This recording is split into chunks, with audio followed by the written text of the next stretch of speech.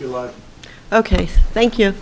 Good evening, everyone, and welcome to the December 19th regularly scheduled meeting of the Montclair Historic Preservation Commission. This is a regular meeting of the Montclair Historic Preservation Commission.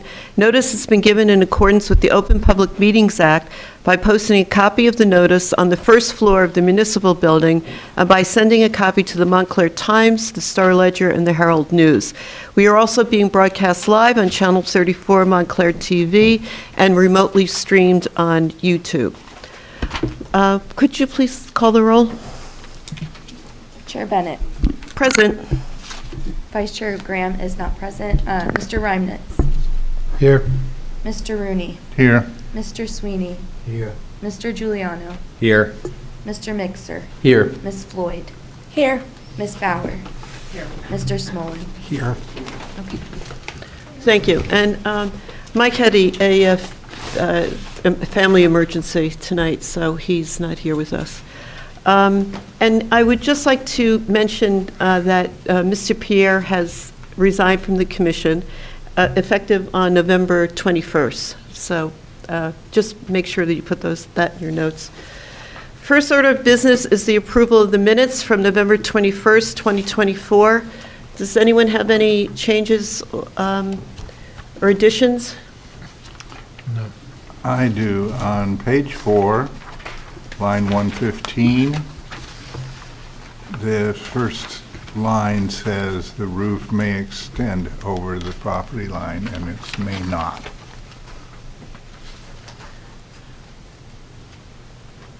I remember we were talking about the cornices projecting over the property line, no? Did I get that wrong? No, they can't. No, you know what? Yeah, it was, we were pointing out in the design that it It was might. in the it was in the discussion. It was in the on the plan that it may. Yeah, like the plan Right. showed them projecting, which was going to go over the property line, but I'll recheck to make sure that's clear. Sure. But what you can say, the commissioners noted on the plans Yeah. that the projecting cornices on the roof extend over the property line. That would make sense. Okay. Okay, thank you. Anyone else? So I think that, as I requested, that it be noted in these minutes that Mr. Pierre resigned as of November 21st. On page 5, on line 170, page 5,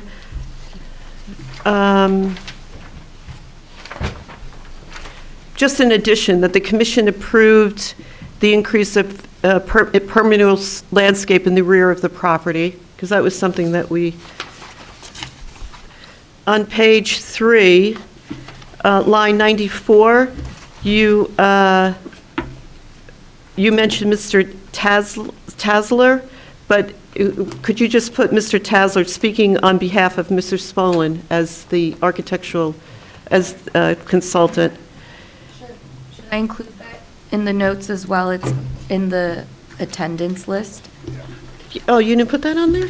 I put Mr. Tadgler substitute for Stephen Smolin. Right. Yeah. It's so- already in there. It's already in there. Yeah, so should I include it in the written part as well?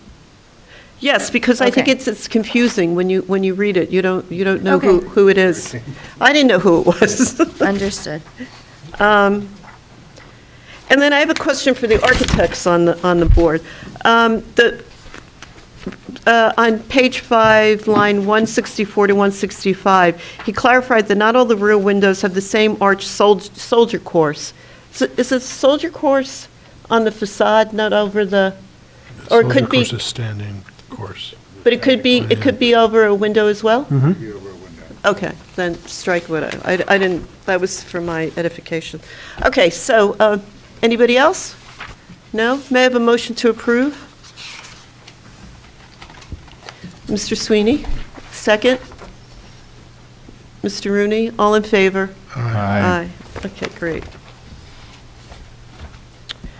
We have 3 resolutions that we're voting on.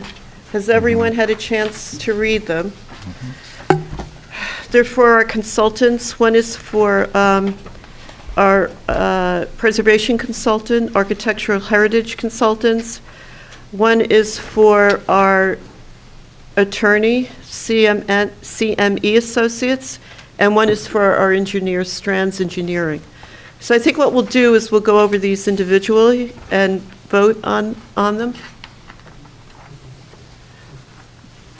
Does,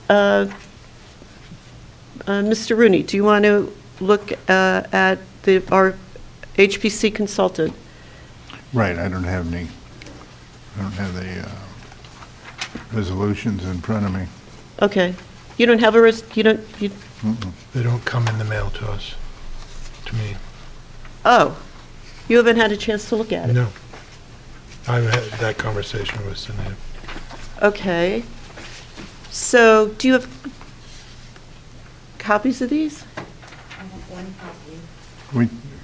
Didn't we talk about this at the last meeting? Well, these are the resolutions. These are the resolutions. So I Oh, just we wanted, never if saw them. everybody got a copy to read it, we have to vote on them. Mhm. I haven't seen it. I'm sure it's all good, but I have resolutions.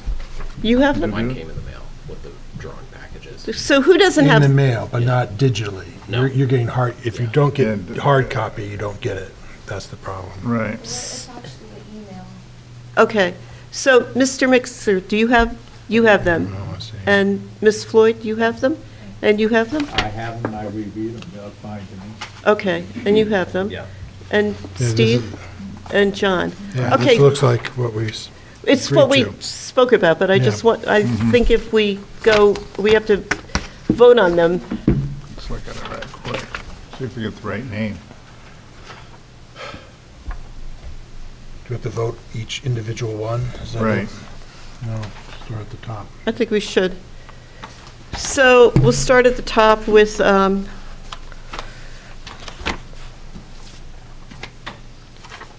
resolution to retain Schaeferman, Lenkind, Bloomstein, and Ladder as HPC attorney, which is our Janine Bauer. Would someone, any discussion on that? No. Well, I propose that we accept it. We're going to have discussions. Well, no, before we, okay, so a motion to accept, second? Second. All in favor? Aye. Okay. And then the second one would be resolution to retain architectural heritage consultants as HPC architect. Is there any, Let's see. I move to accept. okay, Mr. Ryman, second? Second. Second. Okay, all in favor? Aye. And then a resolution to retain Strands Engineering as the HPC engineer. Right. Has everyone had a chance to look at that? Yes. Somebody Yes. proposed to move this? Motion to approve. Okay. Second. All in favor? Aye. Okay. Now we move to public comments. Is there anyone in the audience that would like to get up and speak? Come forward, please.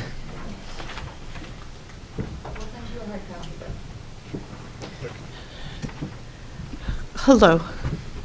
So just identify yourself. My name is Frank Lepaki. I'm here tonight, both as a resident and in my official capacity on behalf of the council. And I wanted to be here and just say that. The microphone's on. Let's do that again. My name is Frank Lepaki. I'm here as a resident and in my official capacity on behalf of the council. And I just wanted to acknowledge what a productive and successful year this commission has had. And you have our appreciation, mine personally, and I think many in the township really appreciate the work you've accomplished this year. And I just thought it was a good way to end the year Thank you. and recognize all that you've done. Thank you. Thank you. Thank you. Wow. Well, let's go home. That's right. It's better than pitchforks. Oh, we're ahead.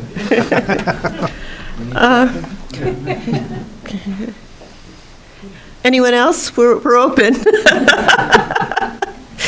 Okay. Seeing nobody else for public comment, I'll close that section. Old business. We have nothing under old business. New business, we do have something that's been added to the agenda, which is a referral to the zoning board on the Board of Education buildings that are on Valley Road. There's 2 buildings, so we'll be reviewing those, the third one. But before we get to that, we have a total demolition of a detached garage at 144 Union Street. This is application 2024-34. It's a certificate of appropriateness, which the HPC determines for demolition.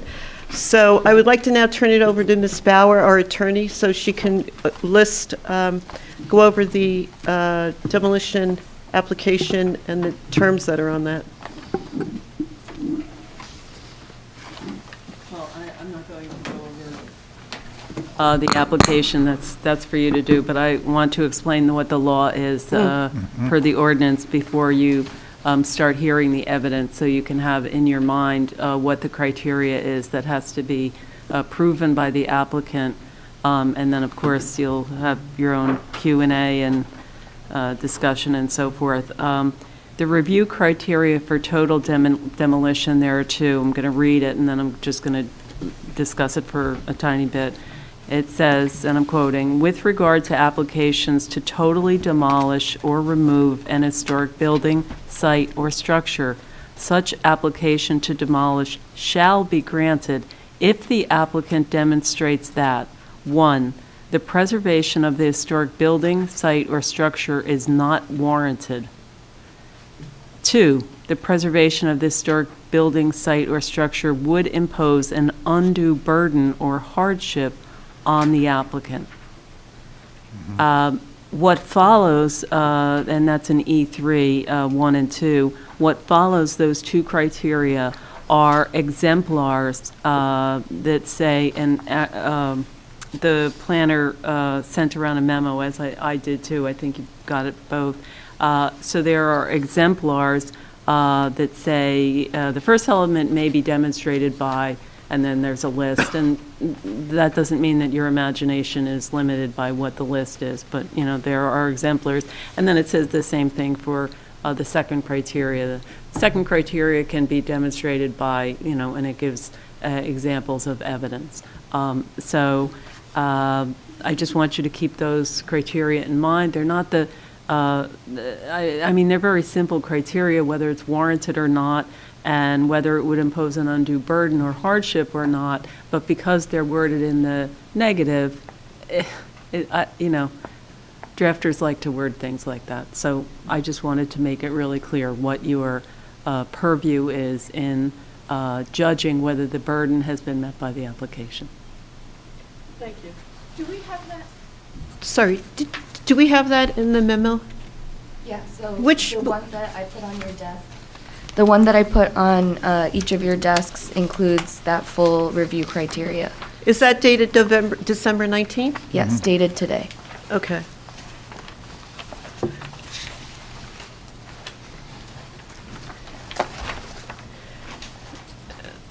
So we're going to hear from Mr. Smolin next about his review of the building and the property. But before we hear from him, I usually do a little historic overview and the historic significance. So the subject property, which is at 144 Union Street, is a potential historic resource located in the First Residential Historic District on the New Jersey Register of Historic Places, ID number 1128. The First Residential Historic District Nomination Report lists 114 Union Street as a contributing resource to the district. The primary structure on the property was constructed in 1902, and the garage was constructed in approximately 1922. So what we are looking at tonight is whether or not the demolition will be approved. And before we do that, I'm going to call on Mr. Smolin to go over his review. And let's just make sure we have it all here. Does everyone have Mr. Smolin's review? Mhm. Okay. It's dated November 11th, 2024. It's for the subject property, which is 144 Union Street, for this application. And my review back in November was based upon two things: the development application from mid-October and a set of drawings dated this, October 15th related to the proposed work. As the chair just said, it's a contributing resource to the first residential historic district, which is identified as a potential historic district in the township's master plan element. The subject property is Tudor Revival style. The original building was built around 1902, and then the garage, which is the main focus of the hearing, was built around 1922, based upon an announcement for a building permit that I dug up from the Montclair Times. So that would mean that this garage, first and foremost, was certainly present during the period of significance for the historic district as identified in the State Register of Historic Places. The two materials that I reviewed the application against, I tried my best to work with what I was given in mid-November, but really overall, it was difficult for me to make, a complete assessment here as to whether or not the burden had been met, because I think essentially the set of application materials that we were given originally, and then even factoring in some of the subsequent materials that have been provided since, overall, I don't think that this is a complete application for a demolition. The burden of proof and the amount of evidence that needs to be submitted in Montclair is quite significant for a demolition, which is part of a recently enacted ordinance. So the evaluation of the building's historic integrity is contained in my report. Ultimately, I found that most of the 7 criteria were either medium or high, so the subject property certainly retains a high degree of historic architectural integrity, and it continues to reflect its original purpose, connection to the main house, etc. And as the attorney just said, there's the preservation criteria that one must consider and the hardship criteria.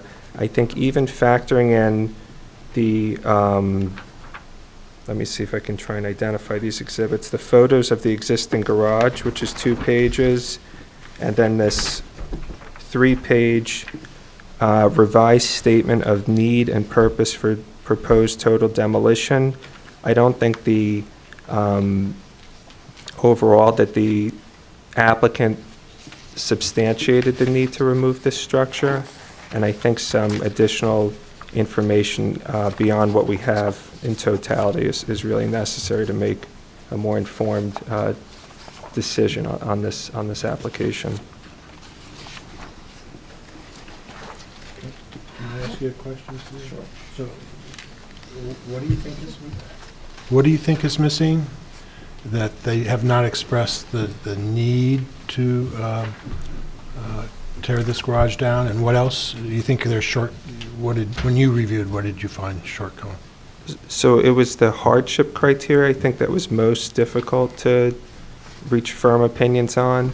The condition and feasibility of restoration, we've certainly gotten some information to that effect since. I'm a little confused by annotated pictures that say existing garage has no foundation, pointing to something that kind of appears to be a foundation. Yeah, I had the same reaction. Yeah. The images within the garage, while they certainly, imply that it's difficult to park a car there, I can't really make an assessment on the historic fabric of the existing garage beyond, there's an overall picture of the east facade. It says that there's a rotted sill. It's certainly not evident in that picture, honestly, that there's any rot of that wood. So typically we get closer pictures to substantiate things that are significantly deteriorated. I haven't seen any type of report from a structural engineer saying that the garage is in imminent risk of collapse, or that the footings, if they're existing, are severely undersized or anything like that. There's, I think, discussion about a sill plate being rotted. Again, no evidence beyond the text was submitted to that effect. And I think I would probably take some issue with a typical car from 2024. That's one of the largest cars I've ever seen. So that gets at maybe more the practicalities Okay. of the application, but And may I ask, the Neglia report, that, was this, That's related to the variance application. It Oh. was- It Okay. relates to water. it relates to what? Okay. Impervious surface. Okay, so, now we're here. I have a question. If we believe, this I guess is a legal question, if we believe that they haven't submitted the necessary documents, we don't even have them in front of us, are we looking at this?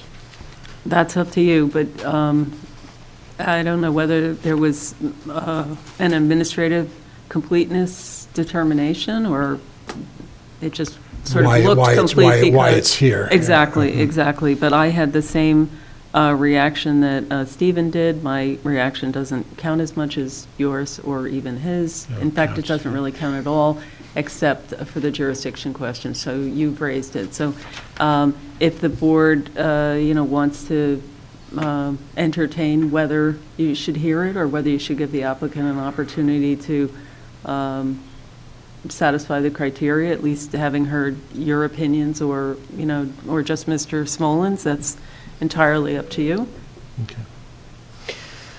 Okay, well, just for the record, the report we got from the planning department on, we have two reports, right? We have December 19th, which says it's complete. The application's complete. This is for the demolition. Okay. So, commissioners, You deemed it complete? Yeah, so after an administrative review with the planning director and the zoning officer, and based on the scope of the demolition, we deemed it complete. So it's up to the commission if, you believe you would like to proceed. I'll just have to drill down on that, because I'm hearing different things, like we need this, and we don't have it, but you're saying it's complete. Do we have a structural engineering report from a structural engineer? We don't. Then it's not complete, right? and rather than go through a hearing, because this is what happened with at the last, we didn't have, and we deliberated for, I guess we could listen to whatever they're here to present stuff, but I would say, well, I don't know, I would defer I to believe my it's fellow. also within the board's purview to waive some of the requirements, so that's up to you to move forward with it or not. to waive some of the requirements on the, So it's essentially the same as like the planning board or zoning list. There's a checklist. right, And that's why I said there's been an administrative review that deemed it complete. But that doesn't mean that for your substantive review, you're satisfied that it's complete, because, for instance, remember the last time, the garage, I had to call the engineer and say, well, give us more information about this foundation question. So we're sort of in the same place, completely different facts and circumstances, but even just on that one issue, we're kind of in the same place. Yeah. And so there's completeness and there's completeness. And that's what I'm bringing. It's not two different things. She's right, and I'm not saying whether I'm right or not, because I don't have an opinion. I'm just placing the question before you, before we spend another 2 hours, for instance, which is what we spent on the last one, and I don't even know how many hours on the little house with the architect dad and the daughter. I forget the name of that, or the address of that one, or something like that. And I just suggested that the applicant might want to, and you could also treat it as a conceptual review if you wanted to. I would. That's what I'm saying. Yeah, so that you could hear what they have to say, and They're they here. might want to hear what you have to say. Yeah, I would suggest we look, this is my suggestion, we look at this, but we can't judge it now because we've been told we have certain checklist things we're supposed to be looking at that are supposed to be submitted by law, right? So how can we do that until we have everything? Even if it maybe doesn't make a difference maybe down the road, I don't know, but we don't have it in front of us. I think we can give some direction about what else we need. That'll be helpful, so people who have come here won't have wasted their time. I certainly have some questions and both legal and otherwise, but I think we should proceed ahead initially with the recognition we probably cannot make a determination. If we make a determination, it would have to be rejection because the burden of proof is on the applicant. So who is here to speak for this application? Okay, would you come up then and just identify yourself for the record? And I think so you've heard so identify yourself, please. Hi, my name is Aaron Kissel. I'm a resident at 144 Union Street. Okay, and you're the owner of the property? I am. Okay, so you've heard the quandary we're in. I have. Okay, so if we go ahead with hearing what with your expert, I guess you have your architect Yes, here? Architect is here. My wife and my in-laws are here as well. Okay, and then let me just clarify this procedurally, Ms. Bauer. If we listen to this now, will they have to come back? Well, we can ask them if they'll agree to carry it. Okay, But if you find it to be wanting, then I would think they would want to come back. mhm. That's what would happen. Okay, so do we have to have a majority of people that want to go forward to hear this tonight? Yeah, happy to hear it. I'd I would like to hear it. Okay. All right, so we'll swear you in as the expert. Ms. Bauer will swear you in, and then you could proceed with the application, if that's agreeable to you. Well, I have the architect here, so I don't know. I'm the owner of the property and can Well- explain what we're trying to do, and I have our architect who here as well testifies as is the sworn in. expert. Right, so your expert would have to be sworn in, but do you understand what Ms. Bauer said? That if the commission finds that there's more information that we need to make a determination, then you would come back with that information. With whatever we ask for Right. next month. Which, I understand. Okay. is that acceptable to you then? If we Yes. go forward? Yes. Okay, so why don't you bring your architect up and then he can be sworn in? Hello. Hello. You just raise your hand and Ms. Bauer will swear you in. And what is your name? Francis Klein? Mr. Klein and Mr. Kissel, do you swear or affirm that the testimony you'll provide on the application tonight will be the truth, the whole truth, and nothing but the truth? I do. Good. Okay, so do we have, I think, Mr. Klein, you have some images, correct? Well, you were going to say something. Yeah, I was just going to do Oh. a quick context setting of Oh, why we're sure, doing go ahead, this work. sorry. And then Francis and I can try to answer questions. So my name is Aaron Kissel. We live in Montclair. I live with my wife. We've got 3 kids. My in-laws, Shayla and Jorg, are also residents of Montclair.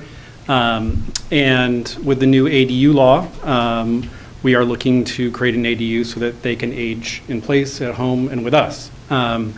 We need to combine the ADU with the garage for a host of reasons, one being other zoning issues within Montclair, and we'd like them to be able to have a wheelchair that can go from the garage into the ADU. So that's with the designs you see, sort of the main purpose of that is so that they can age in place, and that the garage and ADU are one structure rather than multiple structures on the property. The context for like the hardship elements of the request, as context for those, there's really a couple that we identified. One being attaching the ADU to the structure requires foundational work to connect the two. And so the cost and burden of sort of preserving or connecting those two is sort of $15,000 to $20,000 as I understand it versus doing it properly from a start. There's an element around the usability of the current garage. It's quite narrow. Yes, we do have a large car, we have a large family, but it doesn't fit in terms of a normal standard car now. With the addition of the ADU, we also would like an additional space for the additional people that are living on the property, so that would require an extra bay, so going from 2 bays to 3 bays. And lastly, our kids are bikers, so we would want room for the bikes, and we also have an electric car, and we would want to be able to charge them indoors rather than outdoors, which we have to do now. So those are the main elements of both what we're trying to do and why, in partnership with our architect, we've come up with the design that we have, and the hardship elements, if that is a criteria to make, largely revolve around the usability of the current structure and the cost and complexity of adding an ADU onto the current foundation and structure of the garage. Yeah? Okay. And then if you've got questions, or if Francis, you would like to... Yes, please come up, and you can walk us through the plan. We fully support the family and their desire to have a multi-generational home, and I think it's really important that Montclair is one of the few municipalities that has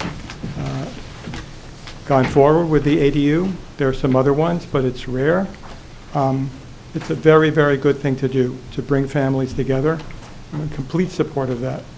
And I'm also completely supportive of you and the Historical Preservation Commission. It's very important to me and to the town to preserve the beauty and the all the various varieties of architecture that we have in the town.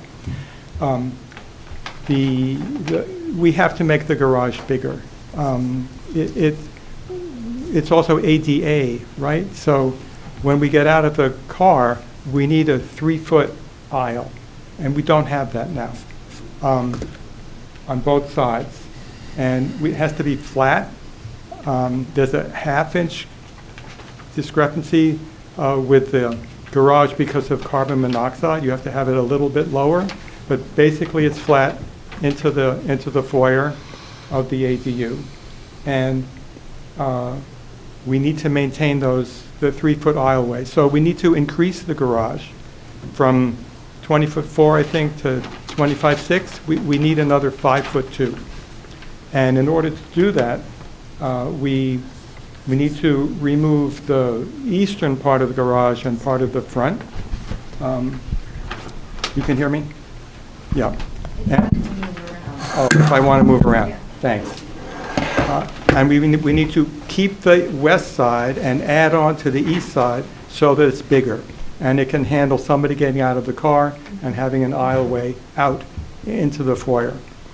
With respect to the architectural integrity of the house and town, we have used the front porch. It's a beautiful front porch from the 1902 house as a model with Tudor half timbering. And we have,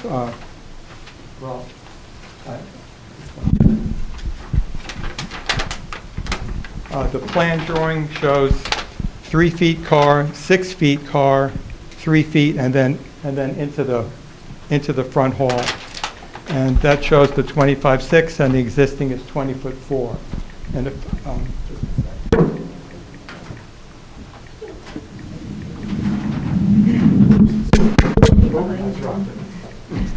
sorry.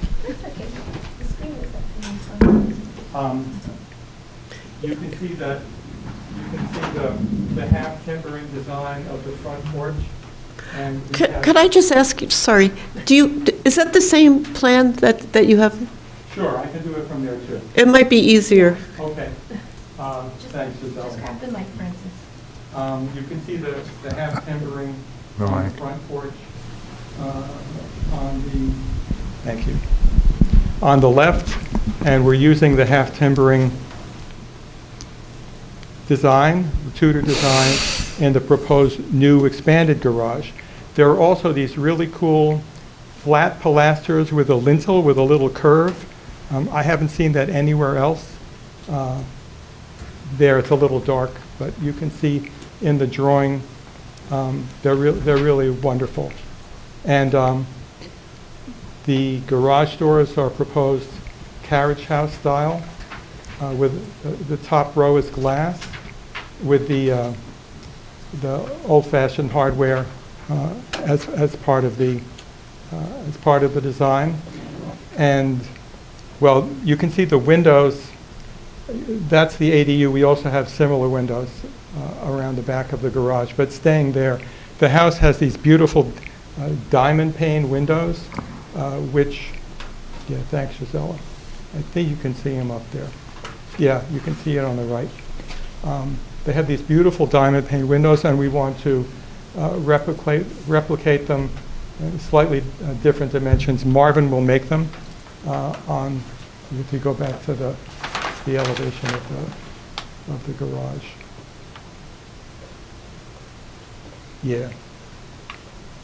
And there's some single ones around on the back. Yes, there they go. Awning types.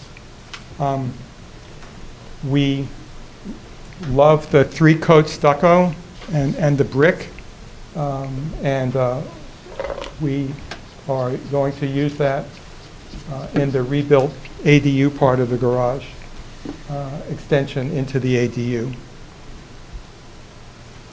We've tried everything we can do to make this empathetic with the house that's there. It's a beautiful house, and we fully support the Montclair Historic Preservation. We've tried to make something for the family as an ADU and integrate it into the garage so that it's useful for the family and conforms with ADA requirements for aisle width. Okay.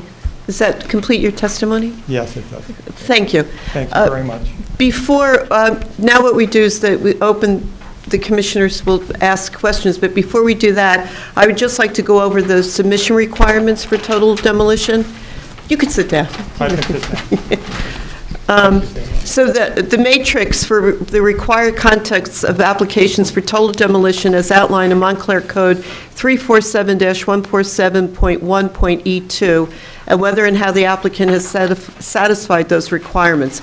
And this was an addendum to the planning memo that came out, I believe it was on December 11th, correct? That's the most updated one we have, right? There's one from December 19th today. Okay. It says the same thing. Okay.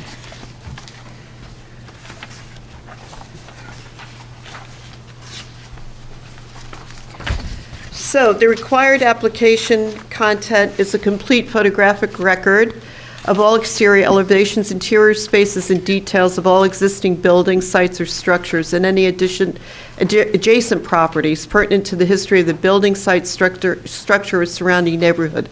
That has been satisfied. Statement of the need of purposes for the proposed total demolition or removal, that has been satisfied, and in fact, you wrote a very compelling letter to that. The estimated cost and timing of restoration or rehabilitation of the building, site, or structure so as to allow for its reasonable use. That has been satisfied, and you estimate the cost and timing of rehabilitating the garage is up close to $200,000. The next one is the evidence of good faith offers to sell it at a sale price. That's not applicable because it's an accessory structure. A written and pictorial record of the building, site, or structure history and architectural features for archival purposes, including without limitation all exterior facades as a whole, a street view with surrounding properties, pictures of all features identified in all historical architectural surveys of the property on file with the township, the dates of original construction of the building, and architectural features and a description of the building, site, or structure through photographs, maps, and plans. And that has been satisfied, but it also says the statement of need contains the information on the garage's construction site, and, pictorial record shows the photos, which was in the memo from the planning department. And we also got additional information from Mr. Smollen's report. Architectural study of the land is not applicable. Preservation of architectural elements that are proposed for removal and photographic documentation is up to the discretion of the commission.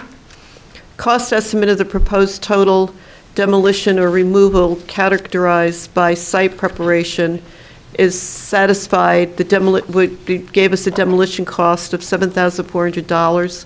And then conceptual design or plans for any building or structure proposed or planned by the applicant to replace the historic building site or structure sought to be totally demolished or removed, including a design of the replacement building or structure and a statement of how the replacement structure will affect the character of the neighborhood.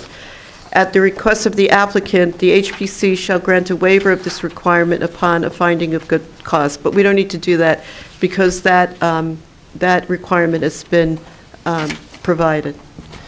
So before we open it up, I just want to make sure that we were all on the same page to know what that is.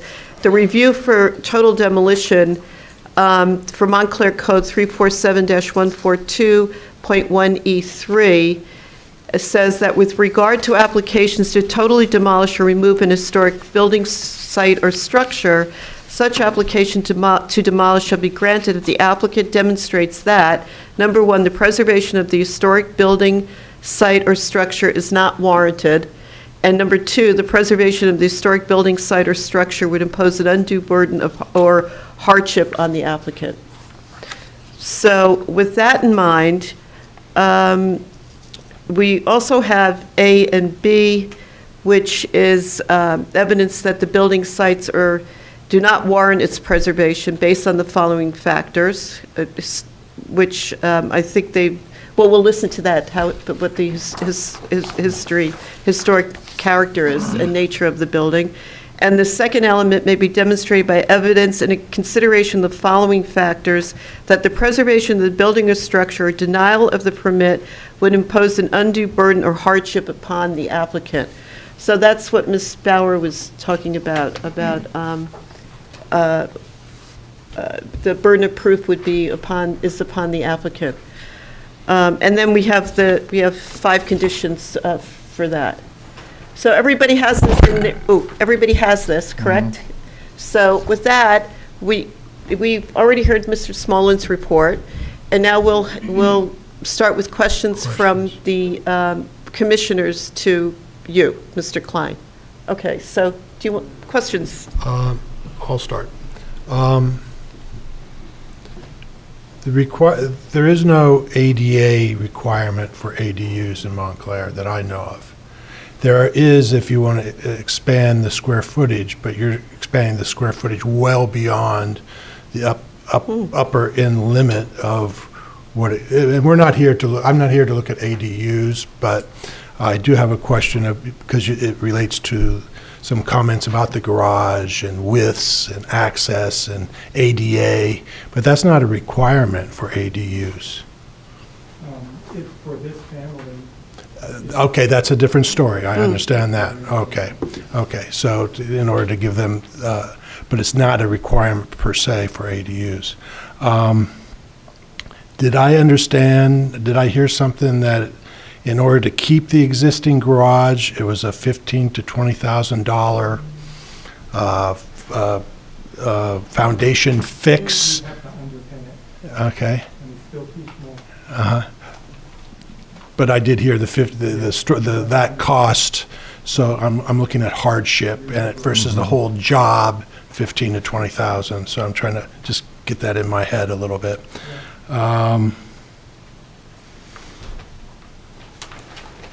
And you're saying someone said there is no foundation to this garage? The foundation underneath it, no. I think we need I would those are my questions. I have comments, but those are my questions.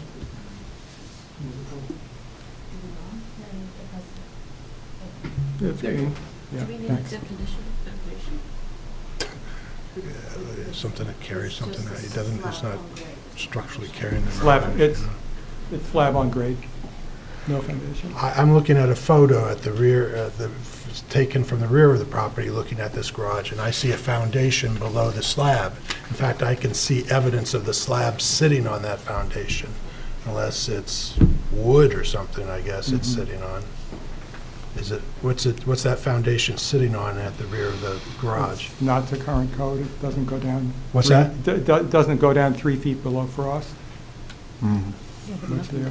Probably. Are you referring? So there is a foundation, but it doesn't go deep inadequate enough, is that what you're On saying? that side, yes. Okay. So an inadequate foundation, and you're referring to figure 6, right? Yeah, Okay. yeah. Those are my questions. Steve? Is there any part of this structure that can be saved and Yes. reused? Yes, we're using the west wall, absolutely. We do everything we can. And part of the back wall, the south wall. We really try. Okay. And the west wall is on the property line? It's 2 or 3 feet from it. Okay.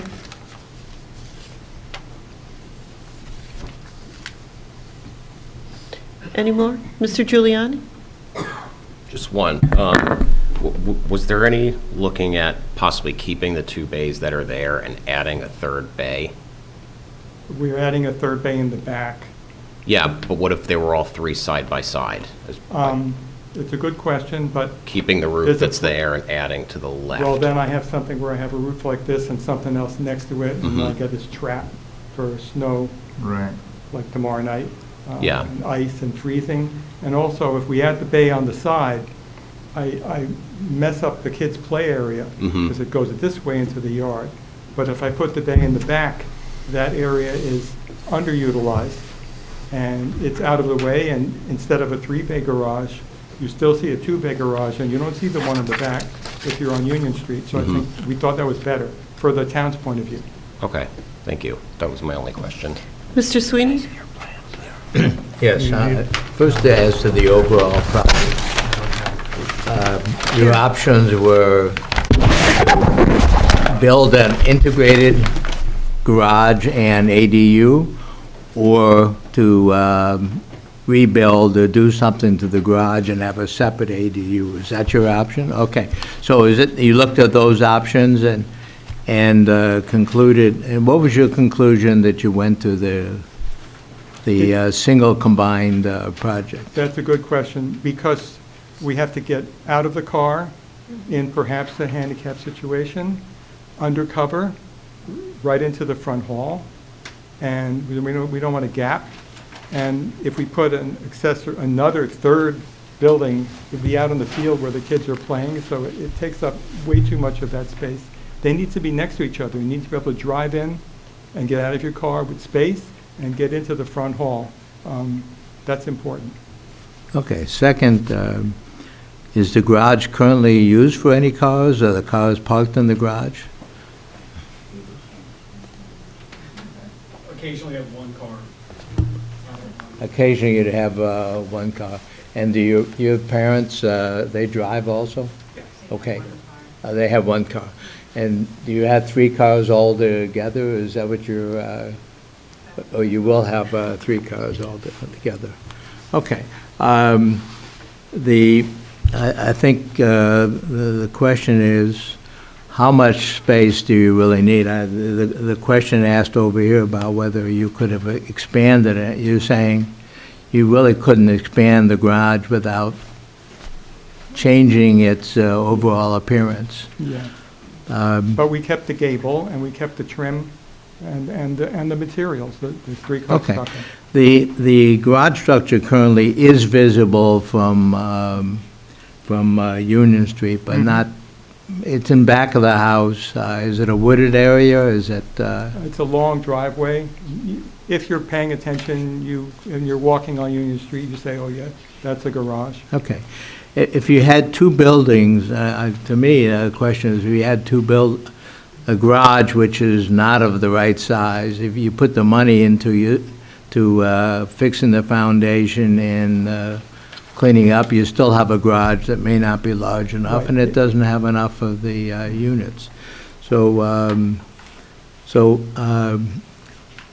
would it be a hardship for your, not yours, but the owner's parents to have to go out of the car and go into a different building? And it'll be minimize the hardship by having access directly to that. Yes, exactly. You have it right. Okay, so looking at the cost issue, to make the garage, and I don't know how you do it without expanding some element of the roof for the height or otherwise and putting in a new foundation, that itself, did you say the total cost to fix it up? Not that it would necessarily usable, it'd be the same size as 15 to 20,000, is that all that was? That was for fixing it as it is, but it's not usable. Yeah, no, I agree with that, I understand that. If you had it, if you put that money and you still have a garage that doesn't have enough units and isn't long enough and isn't wide enough, I certainly would like to see more information on the size of cars and the size of normal garages. What is a standard?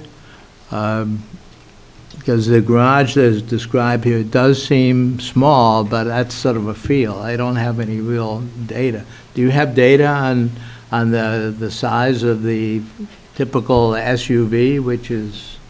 Well, and I'm assuming the owners have SUVs. You have SUVs? Yeah, okay. So if you go to this report here. Yes, that's what I'm looking at. It gives you I a couldn't really see standard. the whole numbers. Wait, which report is that? This is the application, this report that we're referring. Oh, that was generated by Mr. Klein Yeah. So, and dated, there's no date on this, is there? no, there is no data. Typically it would be like 22. should we, why don't we pass this here? Here. I haven't, I looked at it, but I didn't see the, These dimensions here. yes, This I think has it. right. I was looking at the typical dimensions of an SUV, that's what I was looking at. I'll tell you what an Expedition is. I just looked it up, 17 feet long. Ford Expedition, that's the picture I saw. 17 feet long? Okay. I think typical garages are used for a lot more than Storage. vehicles.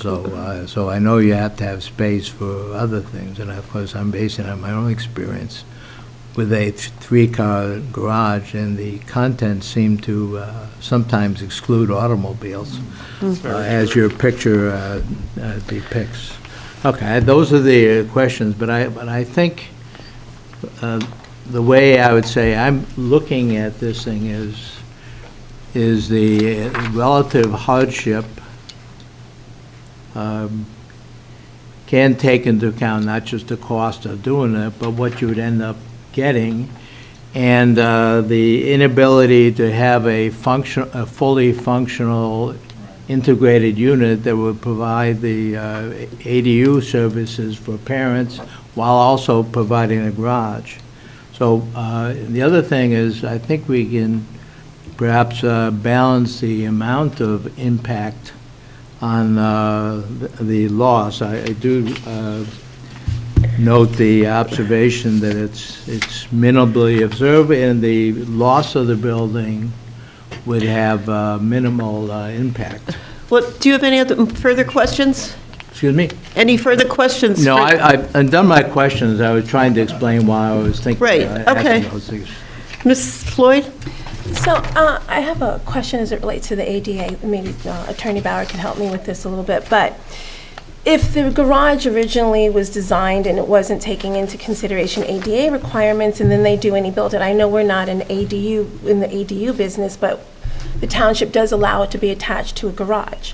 So that would be acceptable on the township side. Then on our side, the fact that they can't get wheelchairs out, there's not a comfortable accessibility for elderly people living in there, would that then require them to have to structure the garage to be acceptable for ADA requirements?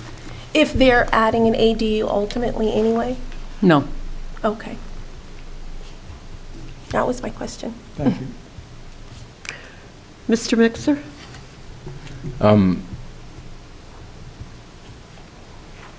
I have just one question, and again, this goes back to the total demolition request. If they're preserving a wall or several walls of this building, they still require a total demolition request from the perspective of historical preservation. I can answer that. Yep. So if they are raising or demolishing more than 50% More of the than 50%. visible walls, then yes, or Okay. 50% of the exterior walls. So we tried, but. Nope, fair enough. I have no further questions. I'll wait till commentary. So just picking up on what Mr. Mixer said, you're retaining the short wall and then the west wall. Isn't that 50%? It's not completely all of the back wall, because there's a drawing. Oh, that because you're shows- blowing out the back. Yeah, there's a drawing which shows the shaded part, which is what we're trying to keep. What? I need her password. You need her password. Password, of course. Right, because it's... The one which has it shaded on the demolition plan. So, I may need the mouse. Sorry.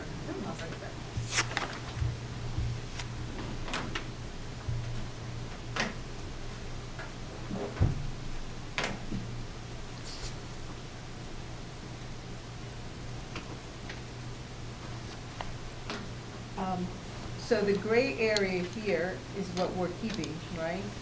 And these are the walls which we're removing, and the roof. right, So by percent, it should be greater than 50. right. Okay, thank you.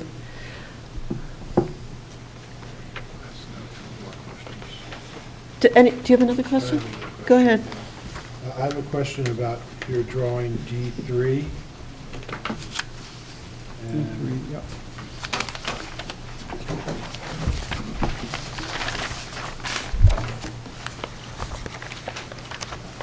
The basic comment is about the foundation.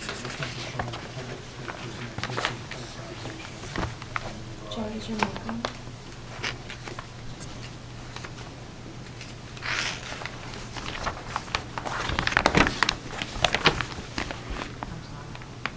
I understood that the existing foundation was insubstantial, but what's drawn does not look insubstantial to me. Well, It looks like a foundation goes pretty deep into the ground with a footing, is what I'm reading in these drawings. Is that just a, that's what we thought it was going to be there, but when we had the engineer look at it, when we did the construction drawings, as we're developing right now, we know that their foundation, it's not low enough in relationship to the ADU. So it would have to be fully on the pin. oh, underpinned where you're making the connection to the ADU? Correct, yes. The garage has a foundation. But it has that is- it has like a slab on gray I got it. and a retaining wall on one side because of the drop from 0 to 5 I got it. difference. Do all the cars that I see in the garage that you're drawing, do they all have this ADA accessibility to get out the side of the garage? Well- Out the car door and get in? So there's two things on it. It's ADA, and then there's clearance for regular people, right? So even for like a regular person, you still need 3 feet, and the old garage doesn't have it. I'm asking a question about what you drew. I see 3 cars in here. One car for sure you'd never get out in and if you were handicapped. Well, one is considered a tandem, which would be just parked in there and be taken out. And that car you can get out of as it's drawn and have the clearances you claim you need. That's all I'm asking. Yes. And Yes. the car below it looks like a smaller car. And then I see a car to the right that you can barely get around. There's 3 feet. There's 3 feet on it. 3 feet. Yeah, and then there's the middle aisle in there. That's 6. You, between the end of the car and the garage, the wall above and the But you don't car need, and the garage- clearance in front of the car. You need it on the doors. I'm asking if you can get around. So with the door closed, you could not get around that car. I'm looking at it. I'm just trying to understand. No, we You're are- claiming something, I'm just trying to Good understand what you're It's a claiming. good question, yeah, Okay. but that's not really a Okay. requirement. Did you, I'm trying to get to some comments I'm going to make. Did you ever explore opening up the north, south, east, the west wall of the garage so that you'd have more clearance for someone to get out of the car and into an ADU? That's so close to the property line. That's the 2. Oh, I guess I'm talking, maybe I'm doing the wrong direction. Are you talking about this side? East, no, the west wall. This wall? No, that's the east wall. On the right. This wall? There's a That door wall. right here. Yeah, that if you move that wall over 3 feet, you'd have additional 3, and open it to the garage, you'd have even more room in the garage to get out of the car. That makes everything bigger though, right? The whole Yeah. thing would slide over. We're already over. But you wouldn't necessarily have to tear down you're going to see, I'm going to make some comments, but Well, those are my questions. You can see the garage that we're proposing is 25.6, and the old garage is only like 19. 20 inside, 20'4", I think. Yeah, it's 24 to the outside, and the walls themselves How are... far is it to the outside? 20'4". 20 feet 4. Uh-huh. And So that if you, excludes the wall itself. so if you did a little indentation without touching the front facade of that garage and took 4 more feet and threw it into the garage space, you'd have your 24 feet inside. Not all cars, you haven't drawn all these cars that you can get around. It looks like to me one car you can get out, get handicapped access in. So that's all we're talking about, Okay, well, right? that's a good comment, but Yeah. one car is better than none. Yeah. Okay, those are my questions. John, you'd still have to, if you expanded one side, the bay would still be offset, so you'd have to either drive in at an angle or somehow slide the car over. No, we're talking about getting out of the car. If it's Right. too close for the door. Oh, just for the opening, gotcha. Get out, then you have, Yeah. Yeah, just from a comment perspective, I have a similar old garage, and none of the 3 cars I own fit in them, and they're much smaller than an Expedition. All right, and do we have any other questions from the commissioners before we open it up? Any questions from the public? Come forward. You guys will remember me, right? Frank Rabacki. So I have questions for the architect, and I have a question for your expert. Okay. So with the architect, I'm not clear on the dimensions, some key dimensions of the garage, and if you could help me with that. One is the height of the garage. The other one is the garage door widths, Okay. the openings. I can answer And then the slope of the roof of the existing garage. These are all the existing garage, what the Those dimensions are are. good questions. Okay. It's 12 feet to the ridge on the garage that we're proposing, because the land No, slopes. the existing. Oh, the existing. These are all existing questions. Existing is 15, It's right? 15. Well, I just want to confirm that. No, that's right. And the openings, the garage door openings are widthwise? We don't have the dimensions of it. If this is about 20'4", they're only about 8. Yeah, they're probably 8 feet. I doubt they're 8 feet. Do you want to swear her in? She's going to testify. What's that? Do you want to swear her in if she's going to testify? Oh, yeah. Oh, you weren't sworn in. Please. I'm Gisela Piselli. I work for Francis Klein. I'm an architectural designer. And so, would you please, If you speak, you have to be sworn. Good point. My name is Gisela Buzzelli. I'm an employee for Francis Klein. I'm an architectural designer for the project. And do you swear or affirm that the testimony you'll provide tonight on the application and have provided so far is the truth, the whole Yes. truth, and nothing but the truth? Yes. Okay, thank you. What is your name, Giselle? Gisela Buzzelli. Buselli. Okay, thank you. They're drawn at 8 feet wide. 8 feet. They're 8 feet 8 wide. feet. Okay. And the slope of the roof, rise over the run?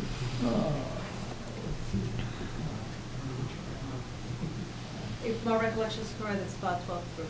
Excuse me? It's 12 to 3. It's steeper than the Just one. use the mic when you speak, please. It's steeper than the one that we're proposing. Because Right. So- ours is wider and So less what- tall.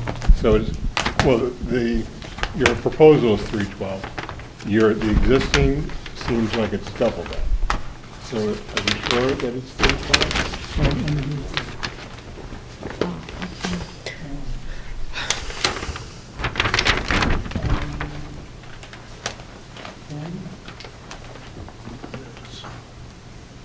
It's like about 6 feet up and 512. about 10 plus over. Does that match? 10, 11 over. I think, Okay, so it's more than double proposal matches what the that. proposed is. What they're The only reason I mention that is because I don't know what the inspiration in the front of the house, the vestibule in the front, the entryway, and the house itself, but they all seem to have steep pitched roofs. And I just want to make sure there's a I understand that relationship. Right. Okay. So, I'm sorry, I couldn't understand what you were saying. Could you? Well, my point was that the slope of the existing garage is an important stylistic element that relates back to the principal structure, and that removing it and replacing it with a 3/12 roof would be, comment-wise, it's like squishing it. It's like the garage I have. I have an 1880 house, and I have a 1960s garage because the ordinance says it can only be 15 feet, blah, blah, blah, and the way you built, well, anyway, it looks stupid. So, I could speak to that. If it's 15 feet to the height, to the ridge, top of the ridge, but this site slopes. It's on the, so that Zainab and her planning board, you have to take a spot elevation every 10 feet all the way around. So if it's 15 feet on the west side, it's going to be more than 15 feet on the downhill side. So we had to average all those every 10 feet spot elevations in order to make the 15 feet average. yeah, but my issue was the slope. It wasn't That's how correct. high it was. I mean, I shouldn't have. No, it's fine. It's You slope. raise a good Okay. point.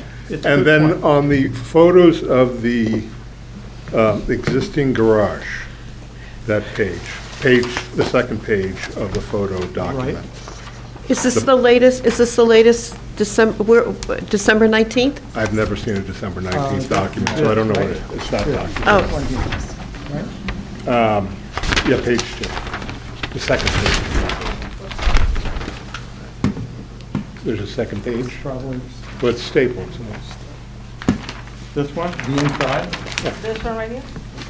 the inside, Yeah. oh, this one. So, to me, the second photo looks like the west wall. Is that the west wall? That's the wall of the side yard that's closest to the other property. So that's the west wall, Yeah. right? And that's the one that has the sill ruts. Yeah.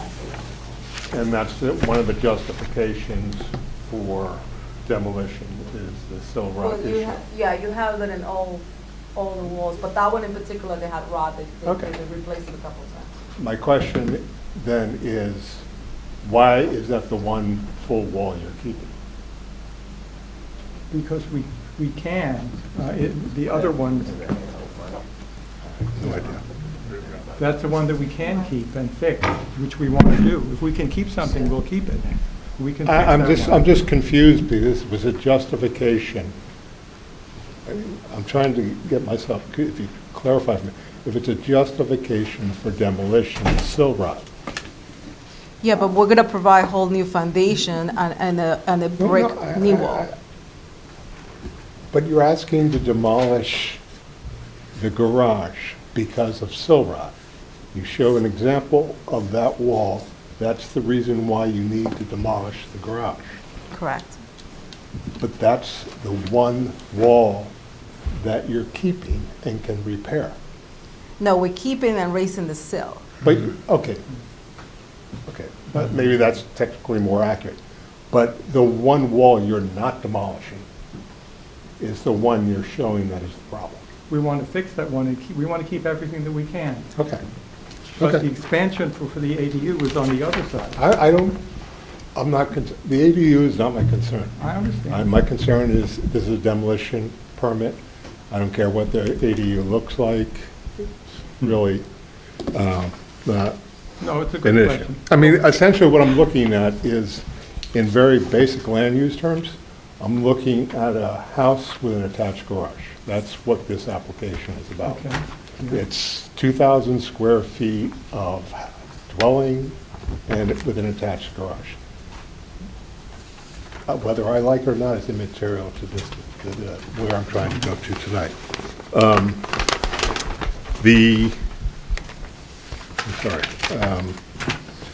So on D2, on your sheet D2, E2, yep. you have an outside dimension, a depth of 21 feet, 2.5 inches. That's front to back, right? Yes. Yeah. Yeah. And you have a width outside dimension of 20 feet, 4 inches. That's the one that's the problem, right? The Well, 20%. but I just want to confirm that. If we could go to sheet A1. Yep.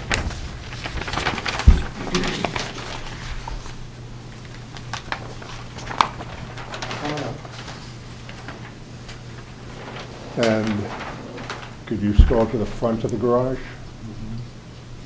So it's the same front to back.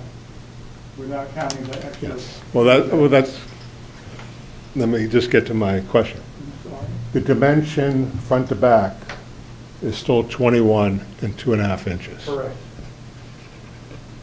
You are fitting a design-style car. That's what they're called, the ITE, people call it. It's the model car you use to figure out dimensioning spaces. That looks like a 17 by 6.5 foot design style. That box, I'm talking about the drawing, what you drew there. Yeah, right. Yeah, that guy. Mhm. Is that 21 feet, am I correct, is that 21 feet by Well, the 21 feet is the outside of the building, not the inside of the building. Is this 17 feet by 6 inches? You can check it. I don't know that for a fact. You want glasses again? Just reminding everyone for the record, please stay by your mics when you're speaking. Thank you. Essentially, Mr. Rabaki, it's the same depth as the existing garage. They're putting a much larger car into the same space they're saying they don't have space for. Well, no, because we're increasing the size of the door and we're increasing the size adjacent to the car. So that's how you get more clearance, because you don't have the same door. You're saying the width. Front to saying- back, you're not I'm just increasing. working on the depth right now. Mm-hmm. Let me get to the width issue. I'm getting there. It's scaled at 17, yeah, and 6 Okay, so you can keep the existing car, and lengthwise, you can get a large SUV, expedition size SUV, and fit it in the existing. Okay, I just want to be clear on that, because that's how I read it. Okay. The standard parking lot in Montclair ordinances, pretty much everywhere, parallel 90 degree is 9 by 18. That's correct. Okay, so from a width point of view, okay, maybe 8 feet's a little bit tight, but if your standard car is only 6.5 feet, you can get a large expedition size car pretty much all the cars are around less than 6 feet, but you can get a 6.5-foot car into an 8-foot spot. That's outside, though. No, that's, Parking lot is outside. that's it? Okay. And, This is inside. but I'm just talking about the opening to get inside. Well, if you're in the street, you have the sidewalk to open the door, you have the street to open the door, so I'm that just talking width about getting the dimension. car into the garage. Okay. Okay. My understanding is you only need 2.5 feet to open a car door. Which in a is garage. 30 inches, okay. Right, there's 30 inches, which is not ADA, I'm not even going there. Okay, so what I'm trying to get out without going to commentary is an understanding of what could fit, from my understanding, in the existing garage. And I don't understand with the dimensions that you are providing, why a very large SUV could not fit in the existing You garage. can't fit 2 cars. And I'm just pick a bay, I don't care. Just, why can't you fit 2 cars? Both openings are the same, they're both the same width. It's not the same width. Of the opening? It's 25.6. The opening of the garage door is Yeah, but the 8 feet. clearance inside, I'm just talking, the clearance inside is, I thought we covered that, is sufficient. Yep. This is, okay, so I'm confused, I am. that's the new one. This is the new one, Yeah. with the same depth. Right. You are putting, But the depth is not the problem. please don't interrupt. You're putting a 17-foot car in here, so the depth is not a problem. Okay, fine. So now it's a width issue as far as getting the car into the garage. And this opening, this car is, this large SUV is 6.5 feet. That's how you're allowing for it, mirrors and everything. This opening, you said, is at least 8 feet. So I don't understand how the car cannot enter the garage.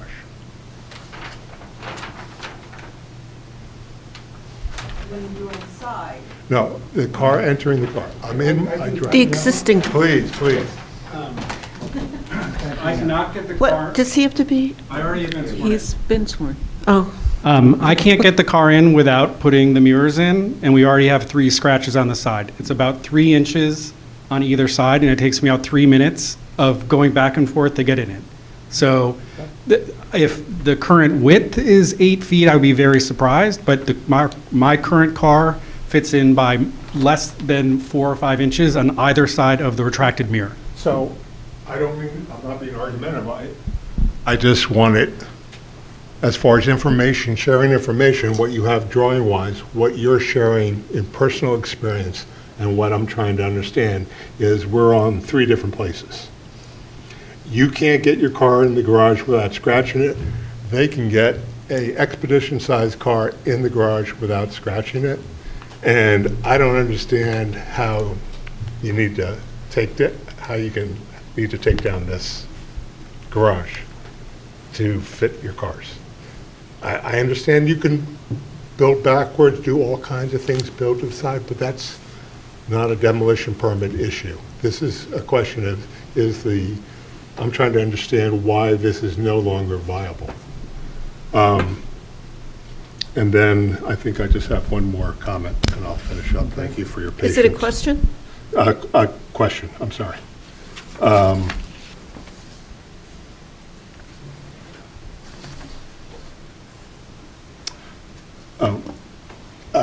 have a question for the expert. Real quick, did you do any kind of substantiation of the comment about what the car's lengths and widths were in 1920? Because I had, you're in a historic building, you're in a historic district, and you kind of threw out some information in your justification that I didn't think was highly accurate. Matter of fact, I didn't think it was accurate at all. Okay. What do you know about? Well, when you're in it, this is commentary. I don't want to get into commentary. I just want to know what kind of substantiation you had that said cars in Montclair in the 1920s, the roaring 20s, post-war 20s, pre-depressant 20s, in one of the more affluent parts of town, were small. I just don't know how you made that rationalization. Google search. Okay, thank you. A question for the expert. You had used a phrase in one of your in your report where you said something that the garage was minimally visible from the street. I want to understand, I have a pet peeve with that phrase, but I want to understand what was the criteria to determine what minimally is or largely, because there's nothing in the ordinance that deals with that adjective. And our ordinance is predicated. It lives on the visibility issue. If it's not visible from a public right of way, we are not even here. So I take it very seriously, and I just want to understand what your criteria was to make that claim. So minimally visible is certainly visible. Okay. It was something in Glen Ridge, just anecdotally, we spent a long time defining, and they eventually came around to a very specific definition for the term. You don't have that here in Montclair, but it is the term minimally visible used throughout the National Park Service standards for rehabilitating historic structures, specifically when you're talking about additions. Okay. It's common to suggest that an addition is appropriate because it's minimally visible. So I think it's important just to temper the commission's review of this application. It's a garage in a rear yard, that it's minimally visible. This isn't like the front of the facade of the main house we're talking about. No, I understand. I'm just going to make one quick comment. If you go there, and if this commission goes there, you might as well give up reviewing all accessory structures, because you just undercut your whole reason for being. If it's minimally visible, and I did it, and the reason why I know is because I was on this commission, and we did that a few times. I'm just saying, be careful where you go. Well, having said that, can you put the photo up from the street? I think if you put it up on the screen, it'll be more visible. It'll be more visible to us. That's a good question. Well, it's important. It's visible because they're trying to replicate the front of the house with the half timbering. So clearly, it's an important element. The one which has the pictures of all the Thank you. houses.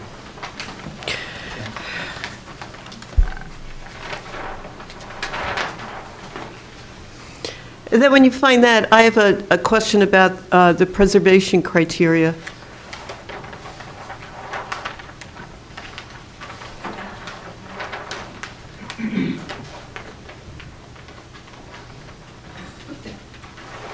She said that she doesn't have Wi-Fi on this. I'm sorry, There's what? no Wi-Fi on the laptop. It went out? We've never had Wi-Fi.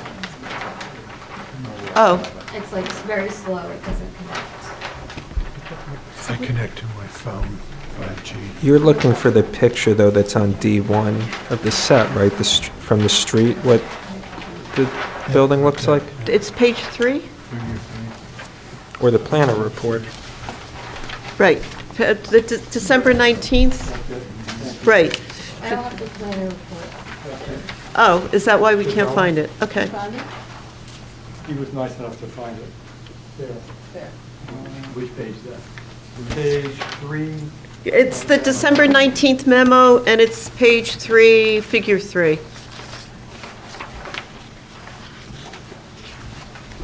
Where from the street, the way that this is photographed, there's part of the gable on the left, which is a little bit cut off.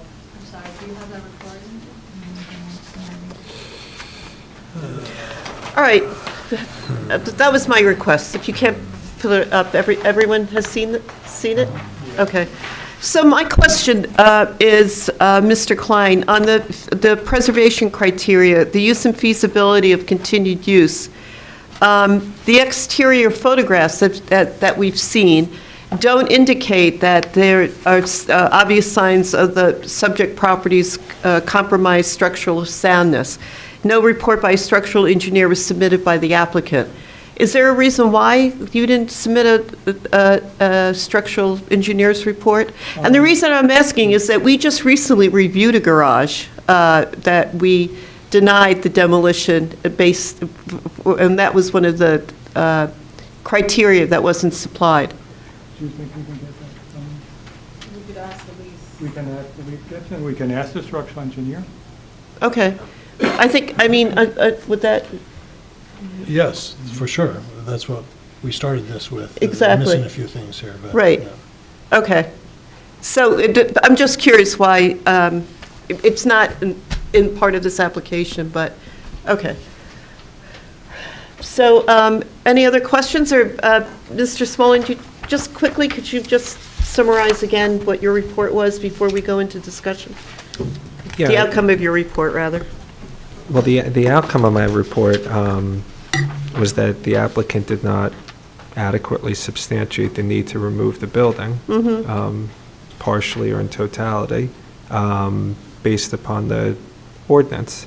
I think something that may be productive here would be to have a better discussion about adaptive reuse, rehabilitation, adding on to the existing building, and if not that, looking at a reconstruction of the facade, maybe 5–10% wider with the vertical half timbering, as opposed to what's proposed in the set is essentially an entirely new kind of interpretation of the pseudo-Tudor style, like with the fan light half timbering, which I get you're pulling from the front porch, but I'm not sure why we're moving away from what's there already so significantly. Is that? I mean, is there anything specific you No, wanted to I just touch on, wanted or- the commissioners to understand what the preservation criteria was. So, and as far as adaptive reuse, I think that's something we could speak about during during your comments as well. Okay, so do you want to start, John? Sure, I'll start. If there's no other questions. I don't have, Okay. I may develop a question when I start, but, you know, I have to believe that you can, I see some issues you have here, and there's some information even missing on these drawings, which is the average grade shown on the elevations, so we see the elevations running around, and you're trying to keep the average, I get that, but that would just require yet another variance, which seems to me probably is easy to get as increasing the size of this thing threefold over the, or twofold over the amount. What is it, 1,800 square feet? Is that what I saw? And the max is 800, twice again as big. So I have a problem with changing the slope of the roof, changing the nature of it. I gotta believe there's a design solution where you can get cars there. Even if you took those two doors down and you installed one big door across a 16-foot opening, so it made it easier to get in and out of the garage. I gotta believe there's other solutions there for keeping the basic structure, the basic shape of that garage and so on. I'm still trying to wrap my head around the foundation issue because some places it says you're doing a new foundation, some places it's saying it's adequate. I think I'd want to see this, I'd want to understand what's going on there.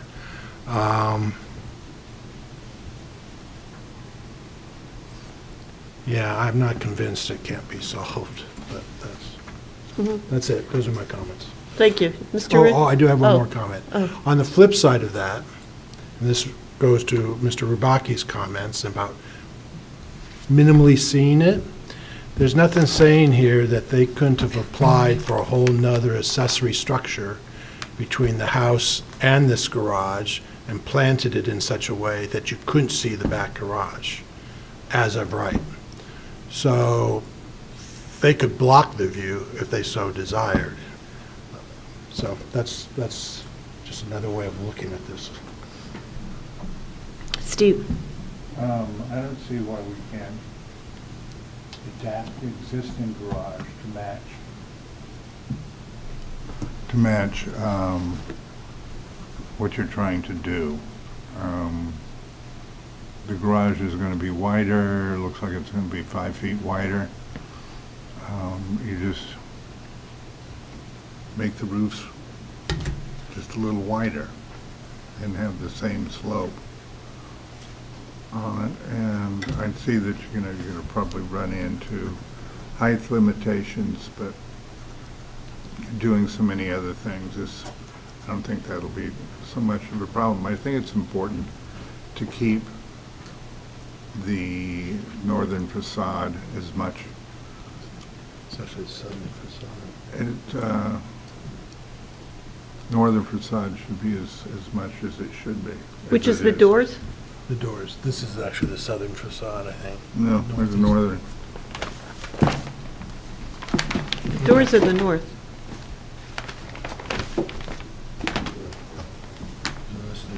But the point is you're saying that the doors should be kept. Well, the doors, I think they're What putting you in can see from the street. What you can Right. see from the larger doors. Right, okay. Mr. Giuliano? Yeah, I mean, I would echo Commissioner Reimnitz and Rooney. I mean, I think that the existing garage can be preserved. I think we could even widen it. You know, there's nothing that says you couldn't take out the left wall of the garage, replace the 2 doors with 1 large door, still keep the gable that's facing the front. The gable that's facing the front doesn't have to be the width of the garage. It could continue to go in further towards the left with the addition on the left side, while still just preserving that whole north-facing facade. And I think there's a design solution to get the roofing to work out. I think even if the garage becomes wider than what the front-facing gable is right now, the gable doesn't have to change. You can just have a side gable going the other way, and you don't see where the garage widens from the outside. It still just appears at the same scale that it's at now. You know, that still doesn't have any effect on doing the tandem spot in the back. That could still be achieved by getting the double deep.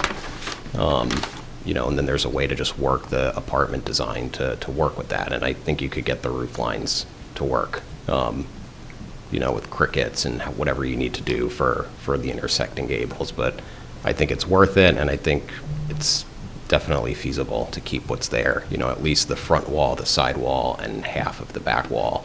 And you can blow out the left wall and still do the tandem in the back and get everything to work. So I would not be in favor of the demolition, but modifying what's there and adding on to it.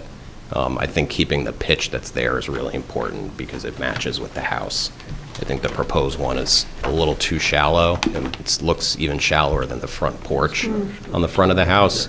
And again, you know, even with all the variances that you're going for the size of the ADU, I don't think it would be a tough argument for you to make to the variance board that you would need maybe a height extension if you're doing it in good faith to match what's on the house. You know, a lot of towns, I don't know specifically if Montclair does, but I know there are some that allow accessory buildings to be taller if you're making a pitched roof on the accessory building that is designed to match a historic pitch on the main house. They give you kind of a bonus to go up a little bit taller.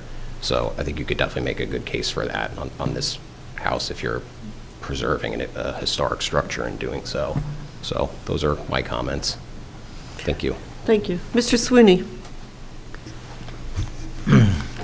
The object of the ordinance was to prevent destruction of and elimination, removal of buildings that had true historic value or significance without having a good purpose or without a good reason for it. Here you're putting in an adaptive use facility. And when I phrased it before, the alternatives, you had either 2 separate buildings which would require you to do something to the garage, or have one integrated building. I think one integrated building is more likely to preserve the historic character of the area, particularly if the building appears to match the appearance, at least the appearance as visible from the main street of the current garage. Second, I look at this thing and I say, the garage itself, I don't believe has history. It has some significance, but I think it's marginal significance in relationship to the house and the whole area. It's a pretty, I won't say boring is not the right word, a garage. It doesn't have a whole lot of character, except for the garage door, I think, and the decorative front. Sorry. So I don't think there's well, the test is whether the historic structure preservation is warranted. I question whether it's warranted in light of the alternatives and the need to create and build an ADU that's functional for senior citizens. I do think, yes, you could modify the existing garage, and you could lengthen it. You could probably create the width or something, and you'd redo the foundation. But that itself, you might as well rebuild and create a whole new building rather than make those minimal things. As to hardship, I think preserving a building that doesn't have the real functional character for which garages are needed is a hardship in itself. And I think the small size, at least the small length, the short length, and the small width of it, right now make it a non-functional garage. So I think there is a hardship in forcing you to keep the garage that will not function in the way of a modern garage so they can put their vehicles. And I look at SUVs. SUV is probably the most popular vehicle now. It's not, and people, just some of the larger SUVs are 18.5 feet. Some of the medium-sized ones are 16.25 feet.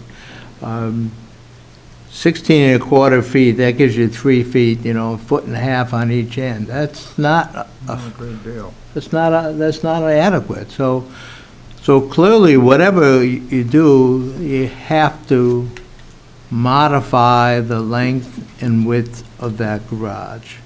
And so to me, it's a hardship to have to preserve it. Thank you. Those are my comments. Ms. Floyd?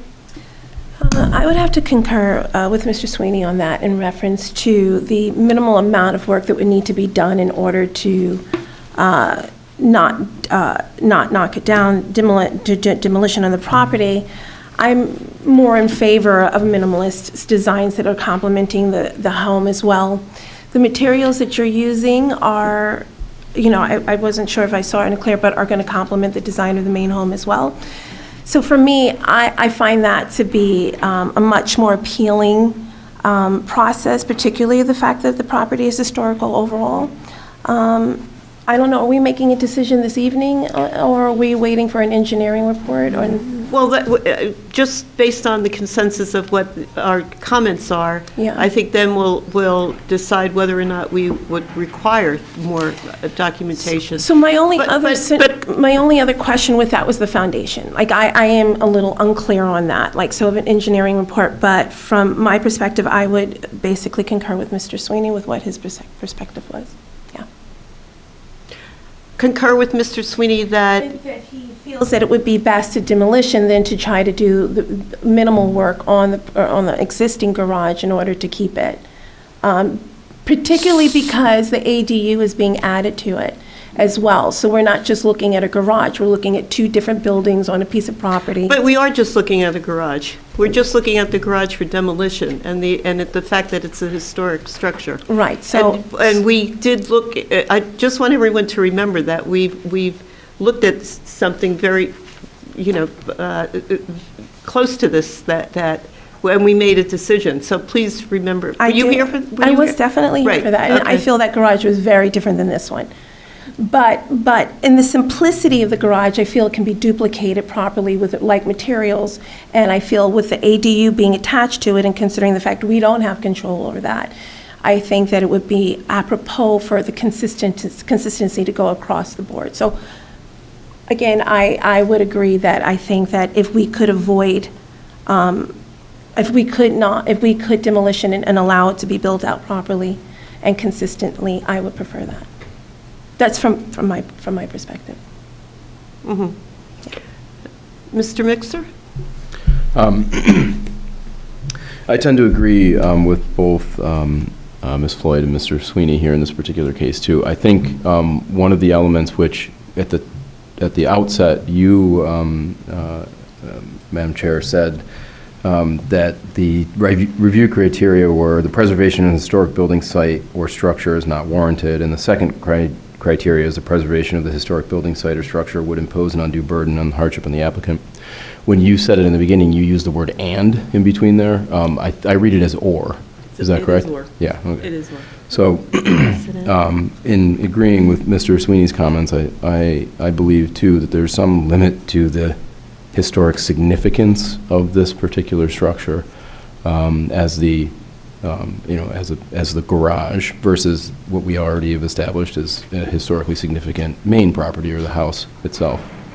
In addition, I think the sheer amount of work being done to essentially preserve, and I do agree that the slope and the pitch and the facade, as much as could be saved, and this might get us into a slightly different scenario too. If you save the front facade and that west wall and half of the southern wall, you're probably over 50% at that particular point. But that's besides, again, we can have a different discussion. But that might change from a total demolition anyway. But in terms of the undue burden, I think that the sheer amount of work going into simply preserving the building's facade and its insignificance is a burden to have to bear for the homeowners being able to add this, which I think is a really good cause, accessory dwelling on their property. So those are my comments.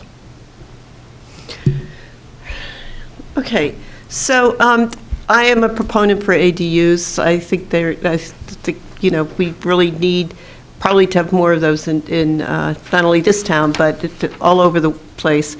But I think what we're looking at now is really this building, this structure. So I think we really need to tease out that the ADU, I mean, that's something that if we do not agree on if we agree on the demolition, then it would go forward to our recommendations to the zoning board for the ADU.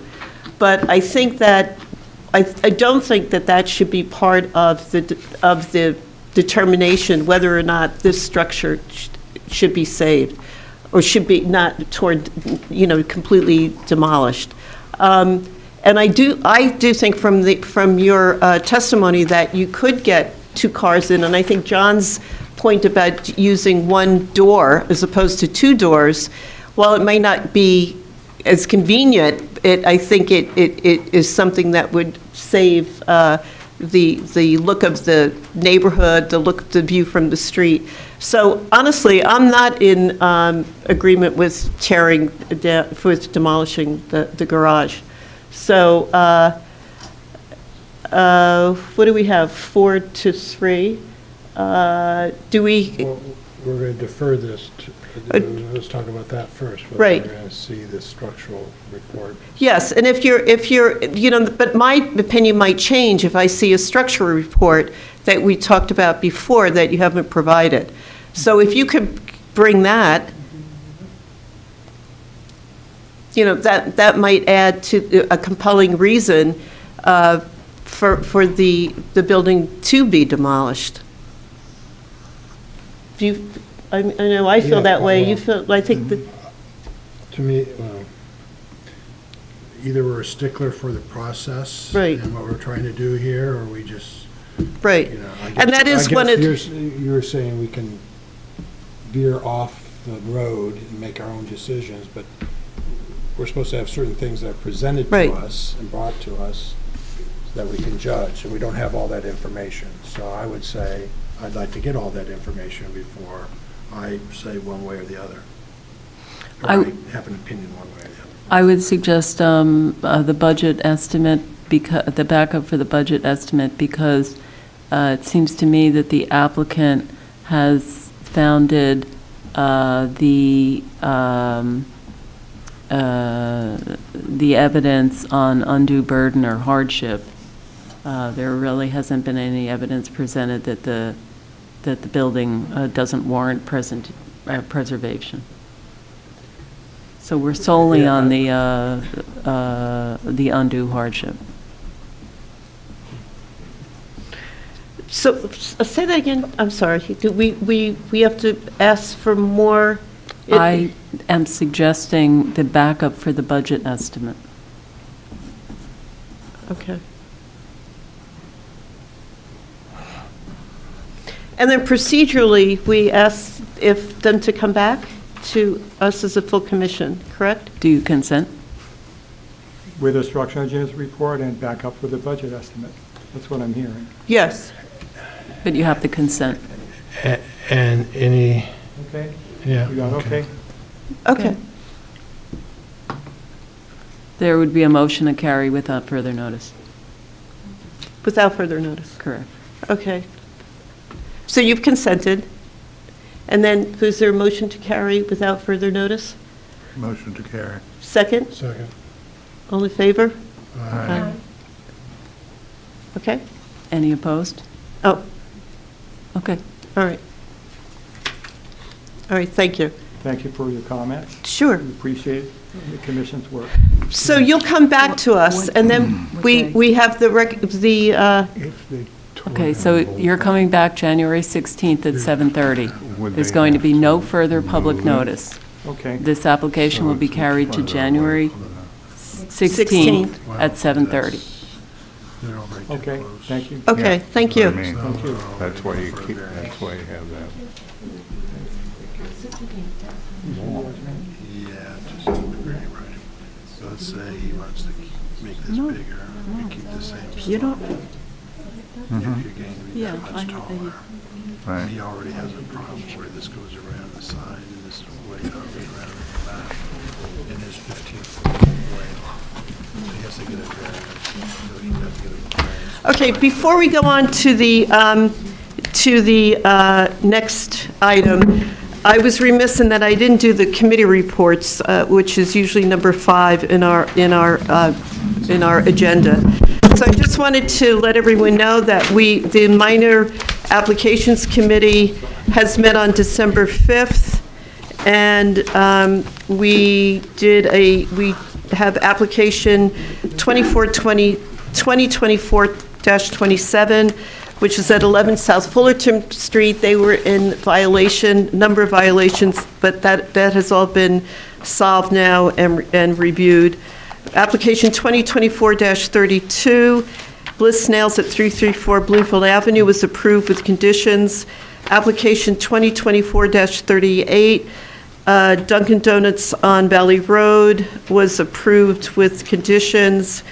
And today, we reviewed application 2024-39 at 608 Valley Road, which had been previously approved, and they came forward with new plans, with amended plans, and they'll be heard in the future. As far as... A much simpler. Much Yeah, much better. So the outreach,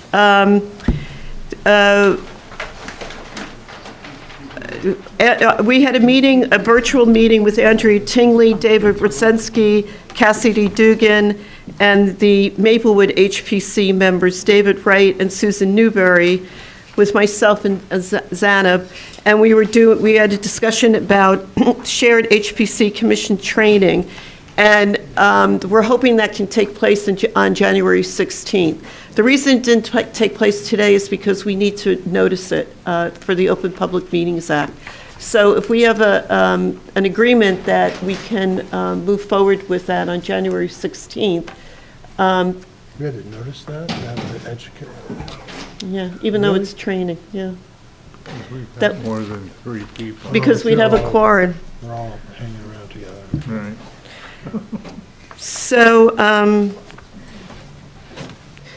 So we would go back to what we had planned to do tonight, which is to have the training in this building at 6 PM in the conference center. And we'll ask Zanab to make sure that it is noticed a week to 10 days prior, which would make it like January 8th or whatever that date is. Yeah, we'll put it in the paper Okay. a week or. Okay. The open public meetings requirement is 48 hours, but we'll do a week. Okay, great. So, and our consultant is going to do the training session. And he'll be discussing the design guidelines, how we apply those to what our discussions are.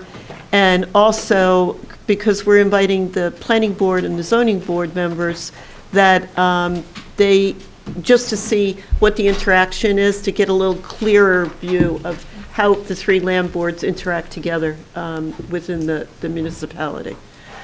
So that's that for community outreach. We have a CLG update, the CLG grant. I'll hand it over now. I think that's at the end of the agenda, no? What's that? Isn't that at the end? Okay, anyways, the CLG grant RFPs have been sent, or the RFP is out till January 17th, 2025. We've invited qualified consultants to apply, and we will review proposals when that is complete.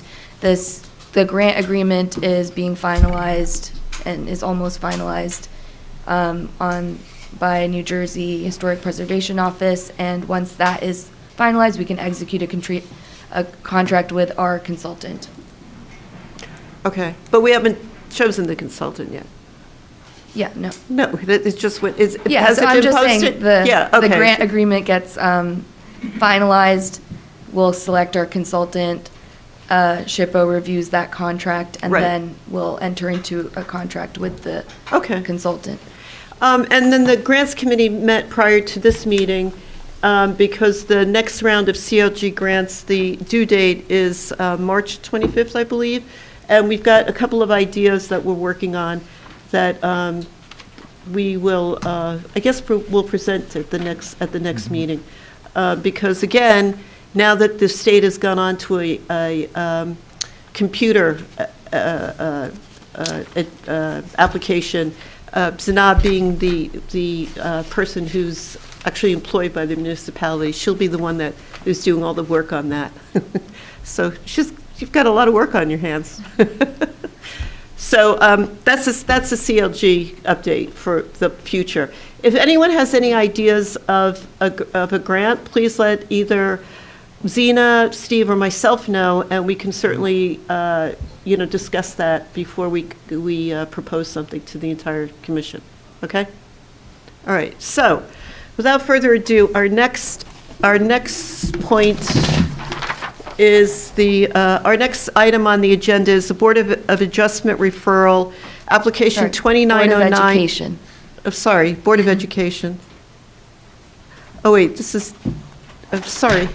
All right, sorry, this was something that was put on the agenda, and I didn't, I didn't ask Zanab to make a, anyway, it's the Board of Adjustment, it's recommendations, and for the Board of, sorry, it's the Board of Education, and there are 2 buildings, and they've asked for the HPC's input into what they're proposing at the 2 buildings for the Board of Education. One is at 22 Valley Road, and the other one is at 49 Orange Road. So we have 2 buildings. Before we start, we'll have the 3. I'll just swear you in. principals, if you could come to the podium and identify yourself in relationship to the projects, because there's two, and then our attorney will swear you in all together, okay? Good evening, and thank you for having us. I am William Ross, Senior Associate with Press Thompson Architects, and with me I have Matt Walchko, our Senior Architect, and Trevor Youngblood, one of our designers. Gentlemen, do you swear or affirm that the testimony you'll provide tonight on the projects for the Board of Ed will be the truth, all truth, and nothing but the truth? Yes. And just for a little bit of background, we met with you, Steve Rooney and I met with you, when was that, in June? It was June or July, yes. June or July, for the initial consultation with what you were proposing to do with these two buildings. So before you begin, as I said, it's a recommendation to the Board of Ed for what you're proposing to do.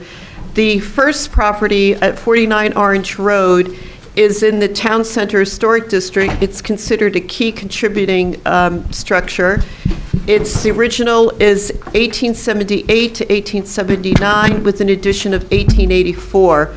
It's considered the first primary school and the second oldest of Montclair's existing public education buildings. It's a blend of vernacular and early classical revival styles.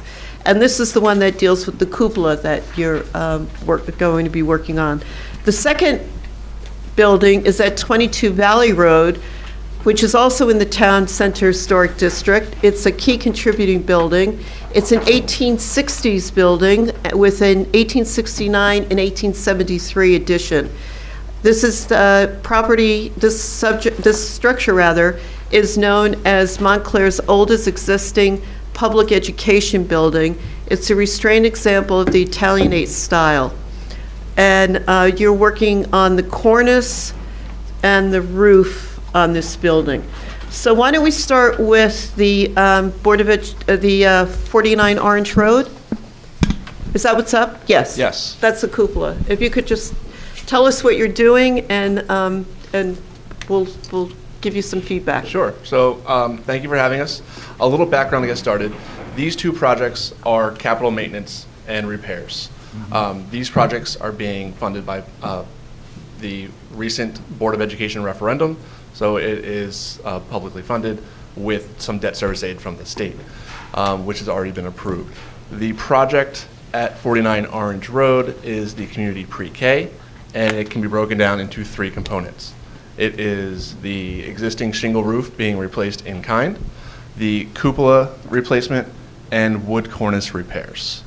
The wood cornice would be coated, paint removal, and then inspected, and then the cornice will be replaced with newer wood. The shingle roof is a slate line shingle roof, asphalt. That was done in the probably 60s. We're going back to replace that in kind with a new slate line shingle. And the existing cupola on the building has been deemed structurally in disrepair and would be replaced. Yeah, I just wanted to clarify one thing, and you're looking at this building, 49 Orange Road, and the school as a singular entity, which really isn't quite correct because it's part of a complex. In 1999, that building was extensively modified and an addition built to connect that building to a circa 1930s structure, which was the maintenance building.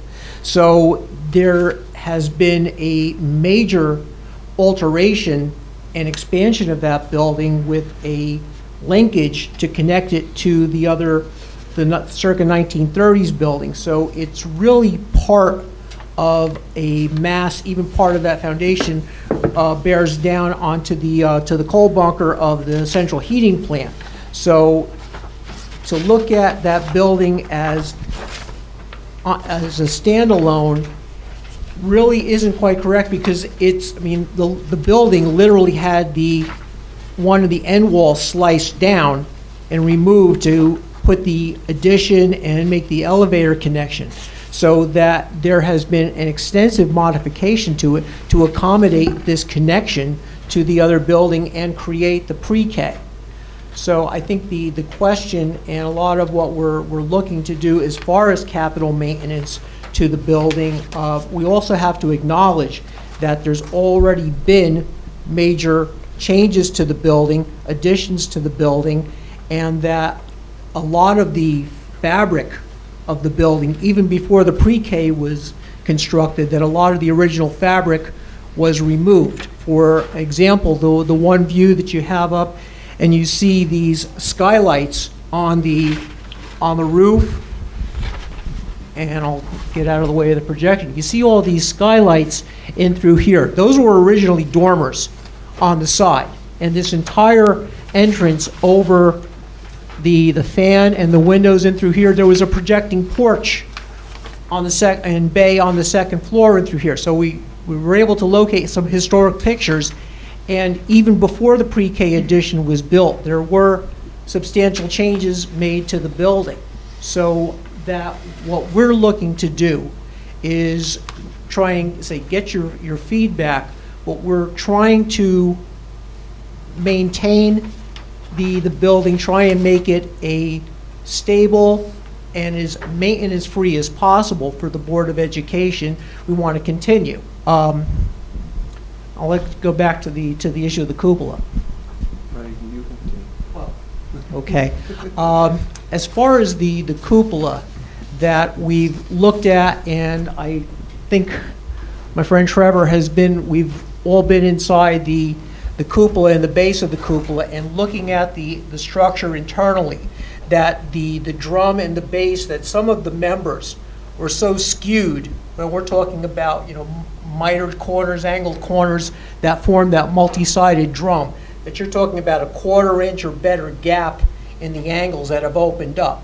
So what we were looking to assess is like, okay, we have this structure that's 140 years old, original timber, and what are we going to do? Because when we had the structural engineer go in there and look at it, that this whole drum had so racked that, once you take a wood structure like that, and if you're going to use common longs or something to try and make it square and plumb again, what's going to happen to it? We're talking about old nailed connections from who knows when.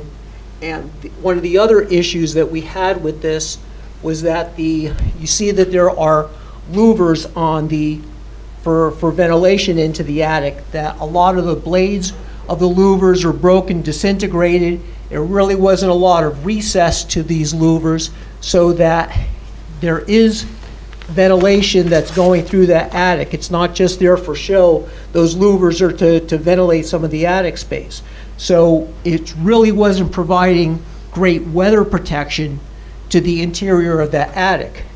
So when we assessed the structural conditions, what were the options for trying to repair it in situ? You're working 30-something feet up in the air. You're not really sure about the connections. They put in some temporary Simpson ties just to add some stability to it. But, what are the options? Are you going to try and remove it and get it on the ground? Is it going to fall apart by the time the crane takes it down? We looked at a bunch of options and say, well, okay. And I think we had in one of our earlier discussions that there have been several other school buildings, Edgemont, I still call it Mount Hebron, Buzz Aldrin, that have had original cupolas that date from early 20th, mid-20th, that have been replaced with prefabricated units. And I think one of the other comments that came up is that some folks weren't really happy with some of the, how should we say, off-the-shelf available options to replace those other cupolas. So what we had done is like, okay, let's do a LiDAR scan of the existing cupola and get an exact replica. That we went, did the LiDAR scan, sent it to the manufacturer, Campbellsville. They came back with a proposal to get us a replica in size and shape. We can update to get better, more weatherproof louvers. We can salvage the weather vane and cap from the original and have that reinstalled in a duplicate, so that we're talking about an item that's going to be 30 some odd feet in the air, but it's going to be new, it's going to be maintenance free, and it's going to be something that nobody's going to have to worry about, probably not in any of our lifetimes. And that's, I think, one of our charges, is that when we're looking at these buildings, we're trying to, yes, be respective of the fabric. We understand these are some of the original buildings from the district, but we're also looking to figure out how we can best serve, be good stewards of public money, and not create maintenance problems that are, who wants to repaint that every 10, 15 years? So we're looking to do something that is going to be long-term and not create a maintenance problem. So we looked at a bunch of options, we looked at different things. We know it is a beautiful old building with some good bones in some places, but we're looking to do the best thing that we can for a reasonable amount of money. Small comment, it's actually 82 feet. 82 feet to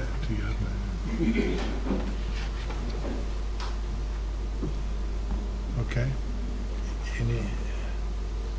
So, Your microphone's off. Oh. Is that the end of the?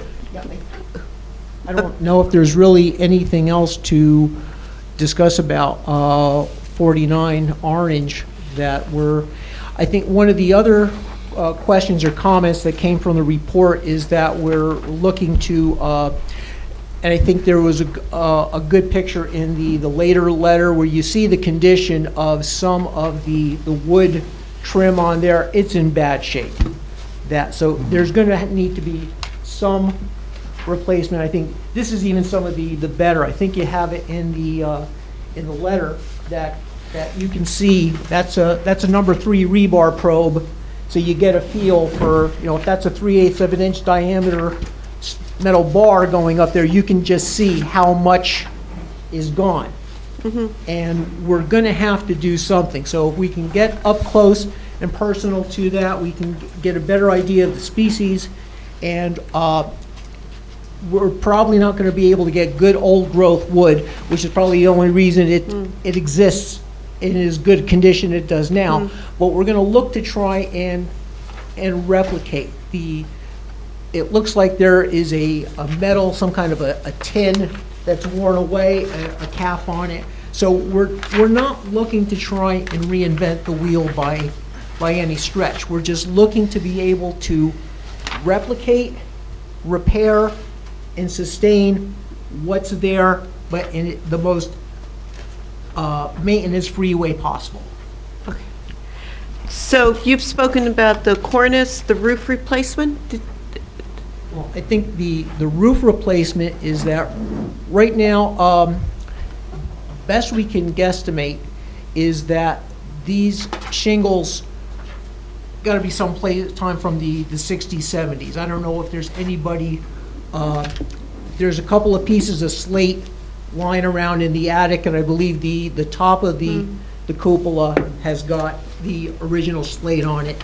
Some of it looks like it's coming loose, but it's got some of the original slate. So I would think any replication, we would use an imitation slate, an Echo Star, something of that nature, that at least we would get the slate look on the cap of the cupola. But I think what we're really considering the cost difference between a 50-year slate line shingle, an asphalt shingle, and you go to the Echo Star, the imitation slate, you're probably talking close to double the cost. So, and again, our charge, we're stewards of public money. So we're trying to do the best we can for the lowest cost. And again, that's our purview, and that's our charge all the way through, and that's how we approach it. Okay, thank you. So, Should we talk about this one first and then go on to the yes, next so one? let's talk about this one first. If that's a conclusion for 49, all right, so then we'll open it up for questions. I don't have any questions. Oh, Steve? Since we spoke this summer, and then you've got a different manufacturer, you've done LiDAR scans of the cupola, and it's a lot more detailed than it was before. Yeah, I think from this point, and that was that the actual from Yes. Campbellsville? So since our initial discussion, we've done additional due diligence. We've done a full LiDAR scan, and went to the manufacturer, and they've generated a close to identical replica. Okay, good. Yeah, it looks much better than what Looks that you much showed better. us in June. Mr. Giuliano? I just have one question on the cupola replacement. In the proposed drawing, where it says CI simulated shingle pattern, so is each like plane of the cupola roof, is it one surface that's got like a routed pattern into it, or is it actual individual tiles? We can have a bit. I've been working with the manufacturer on this issue. So they detailed it in this drawing. According to the LiDAR scans that we had, their labeling was provided based off of their playbook, essentially, for submitting it. I reviewed extensively the options with them for the finishes, both on the cupola itself and the roof, and there are a variety of options. They can provide one continuous surface that's routed to look like shingle tiles. I assumed that that would not be adequate for the town of Montclair, so I confirmed that there are several other options in which they will essentially prefabricate the roof and then they will attach the shingles on site. Okay, So got it. it will functionally look identical to what is there now, with the added benefit of being more stable. Okay, thank you. That was my only question. Mr. Sweeney? Only question is the cupola just cannot be repaired. There's nothing you can do about that. Say that, I'm sorry, the cupola cannot be repaired. It has to be replaced. I think the whole issue is that right now, the condition of it is so that it is so skewed, and it spent 140 years or so of tilting and finding some kind of equilibrium so that it's still up there. So when you take a wood structure and you've got all these little pieces and cross braces and through there, so once you start to pull that back, you're reconfiguring the Jenga, and once you start moving something, all the connections that opened up, you close them. Now you open up other connections. So you've got this whole thing that's sticks and nails in different places with different angles, different cross braces. Once you start moving that back, once you close something, something else is going to open up. And I think the other question is that if you're trying to do this up in the air, working from man lifts, cherry pickers, again, that makes that more difficult. The option is to cut it off, remove it, drop it down, and then you get the same issue. You're just, how much is going to be left, how much is going to be salvageable, and what are you going to end up with? You're going to end up with some pieces that have been reassembled, others that have been replaced because they're rotted out. The louvers are, a quarter of the blades are gone. How much are you actually saving? And then you're creating a long-term maintenance issue, because once you get done stripping off all the paint and replacing what's underneath there that could be deteriorated, you're still left with this 140-year-old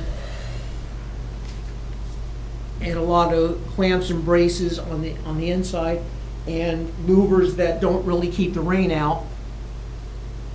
You take that down, you're going to lose the slates. So what have you got left? And I think that was the whole position, was that it's probably going to fall apart anyway if we try and move it. And that, let's bite the bullet and let's do the replication. Because then at least we know we're going to have something that's going to be solid, stable, and let's say, and is going to be pretty much maintenance-free. And the replica will be, will appear to be identical. It's, again, we're talking painted wood as opposed to painted, is a metal or a composite? They offer both options. The aesthetic will be an exact match. Materiality is something that we would pick in the middle of the design process. But the bottom line is from ground level, it's going to be this. It's going to look virtually identical because it's going to be a painted material. So you're not going to know the difference unless somebody tell you that that's a replacement cupola or a replication. Thank you. Ms. Floyd? So, are we looking at this primarily, or is it aesthetics, or is it doing some of the functionality that a cupola is supposed to do for the build, for the roof? You know, is that being taken into consideration at all? I think it handles a bit of both because we want to match the aesthetic. Right. And where, again, the weather vane, where you're not going to go and get, something out of brass, you're not going to replicate that. And that's something that we can salvage and at least have a piece. But you also have it where that cupola is not just for show, it does ventilate the attic, and you want louvers that are going to keep the rain out. Correct. So, and what's there now really isn't doing a very good job of it. So it serves both purposes. Yeah, I just want to make sure that we're not then ultimately dealing with mold in the attic, and things along those lines that would be, occurring. It's, there's not a lot up there that is, how should we say, supportive. And it's, because the other thing is it's not habitable space, and believe me, once, you're up there in the summer? Oh, yes, I was up there in the summer on a... Has anybody been up there during the time when it's been raining really badly, though, that we, that in terms of how much water is being captured, or? That's a difficult ask, specifically because to access the interior of the cupola without, so just to get into the interior, you have to go to the third floor of the building, you have to set up an 8-foot ladder inside of a active classroom because you want to go during the day, you're not going to see anything at night. You have to crawl up through a 2-foot by 2-foot access hole, walk across uncovered rafters, and then find the framing for the roof. So then you have to shimmy up like a squirrel. Okay, got it. The rafter at a 50, 60 degree angle, and then pull yourself into it. It's very difficult. Once you do labor. that, just let us know how it looks. Yeah, it sounds like you do. I have the pictures. There's a wonderful view of the sound from I up will there. say that short people do have an advantage at that particular moment. Okay. And then one last question. I know you mentioned in reference to materials and wanting to be cost effective, but I also want to make sure we are dealing with our babies in town, that cost effective doesn't mean that in like the next 10, 15, 20 years, what's our warranty looking like on it and that type of thing? And is the material conducive for making sure that it's going to be lasting for another 150 years like this current one? I'm just joking with the lens Right on. now, the slate line asphalt shingles, 50-year warranty, so we're talking about something that is going to give an extended warranty on that. The cupola itself, I don't know if the standard on the finish is what, 15, 20 years on the... Yeah, or so on just the- the finish warranty, you're talking 20 years before you even start to notice the paint. Okay. Maybe some chalking or something. The Yeah. same, it's the same warranty on the roofing material there. And the aspect that is, that I was considering, because having been on the roof and the existing original slate shingles are starting to come off, Yeah. is that even the EcoStar imitation slate material is still roughly 1/4 the weight. So it's easier on the structure, and if it does detach, it poses far less of a hazard Okay. in that regard. I think what it still comes down to is a lot of the labor-intensive work is going to be on that wood trim.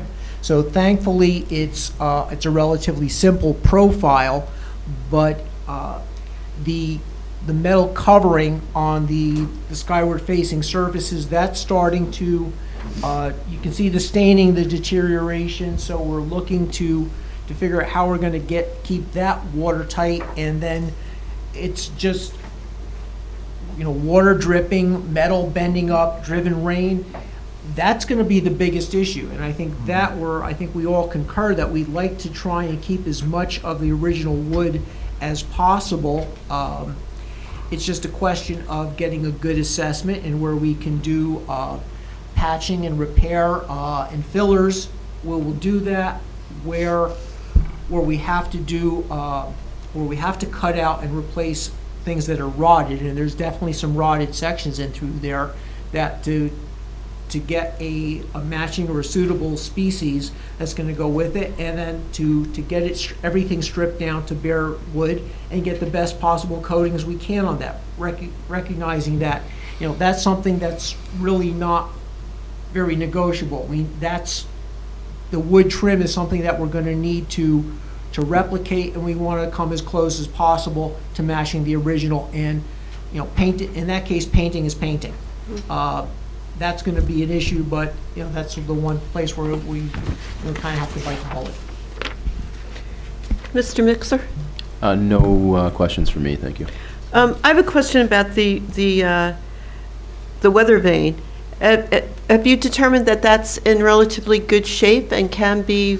Is it going to be restored or just? I think that's something that we're going to need to get it down on the ground. But you see, with the finials and the, in that respect, we're talking about an original artifact. We're talking about a limited amount of materials. I mean, if we need to get somebody to do repairs on brass, and for one, that's a limited scope. So, and I think just from our perspective, that's something that should definitely be saved. You're not going to get an imitation of that.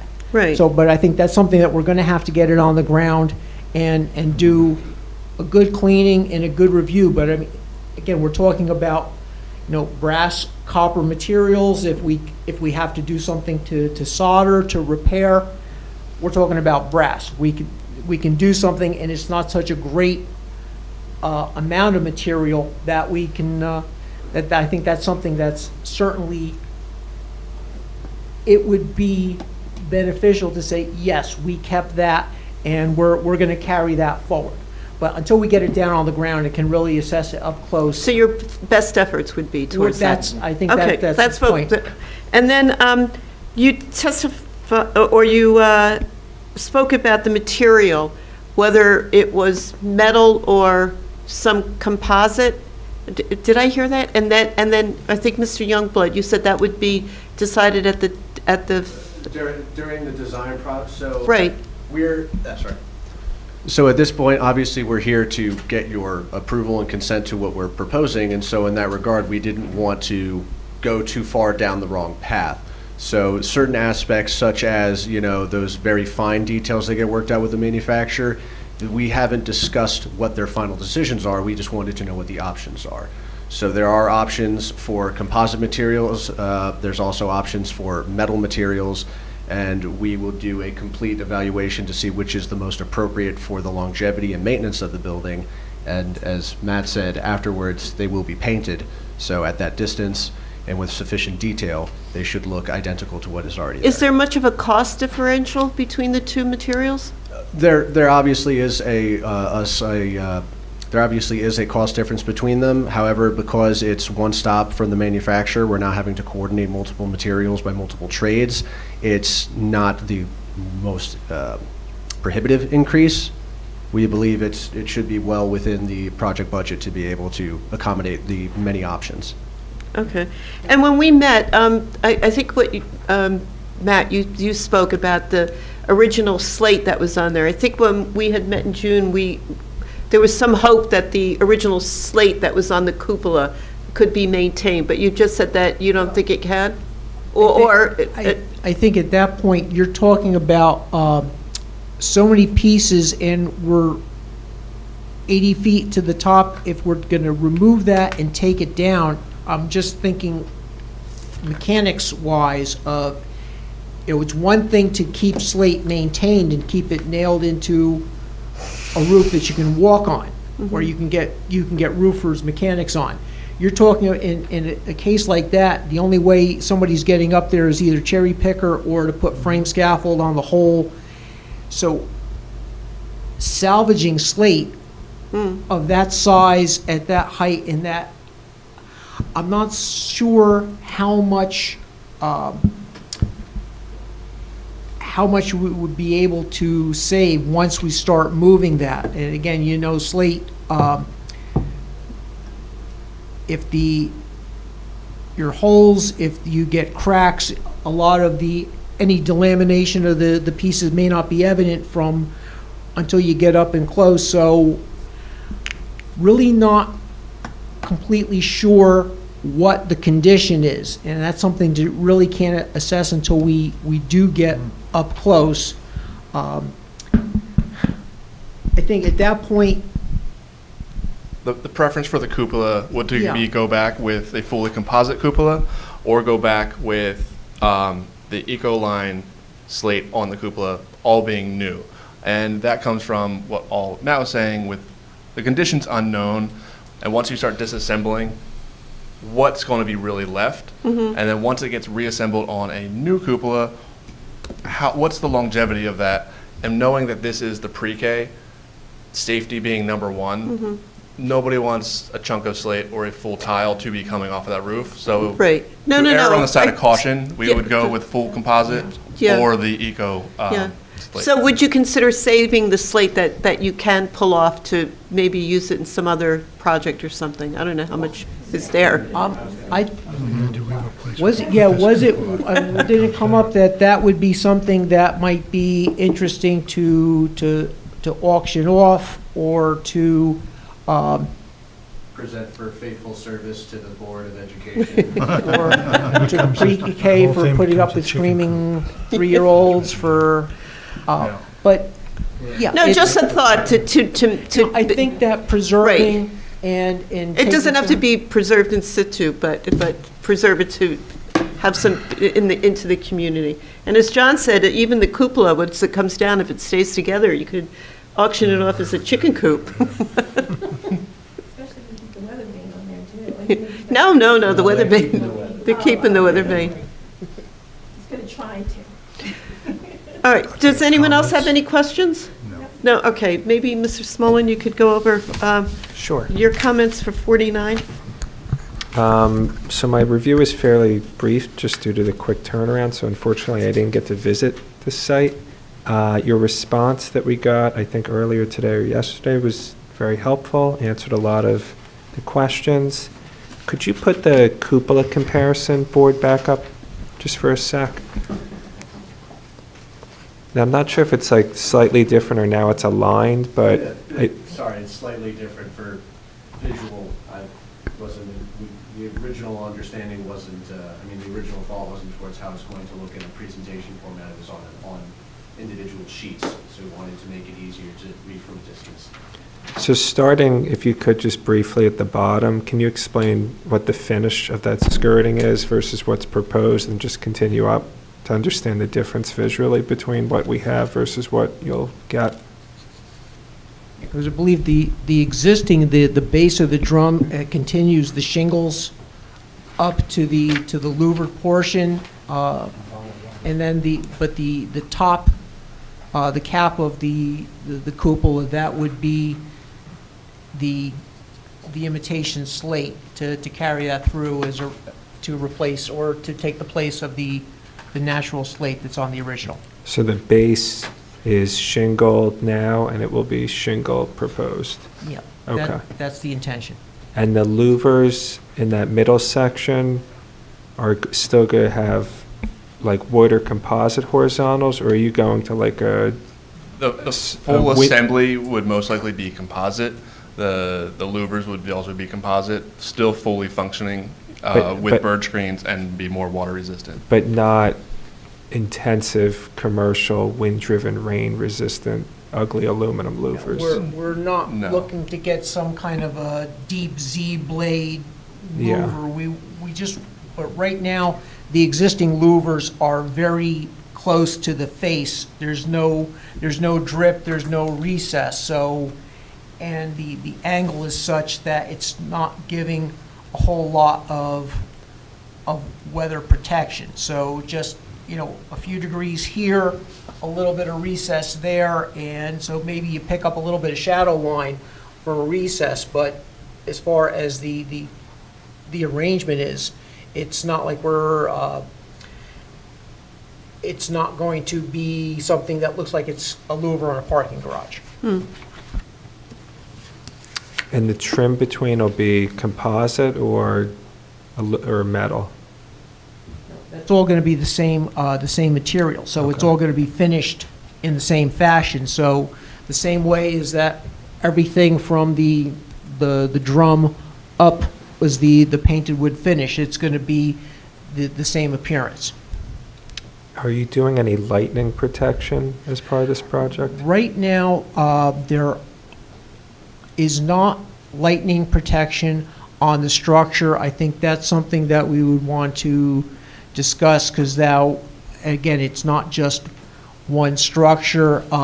Once you start getting into lightning protection, I think the other issue, and what you don't necessarily see to compare, you have the chimney flue from the central heating plant, and if I'm not mistaken, the chimney flue, even though we've taken down the flue by about 20 feet, that is still the highest element, and that does have lightning protection on it.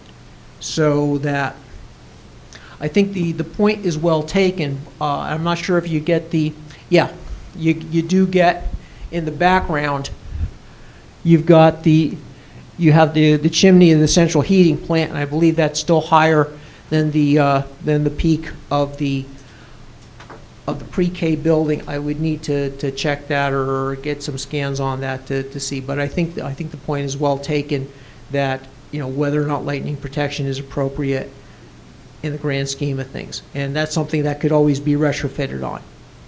If it does become retrofit, if the cable could be routed on the back side of the cupola as opposed to on the front, or internally, or internal, even better. So that's something, I think at that point, I think the point is well taken. If the provisions are made for to do lightning protection, either to have it internal or internal. I'm not the expert on the lightning protection, but once you bringing that into the building,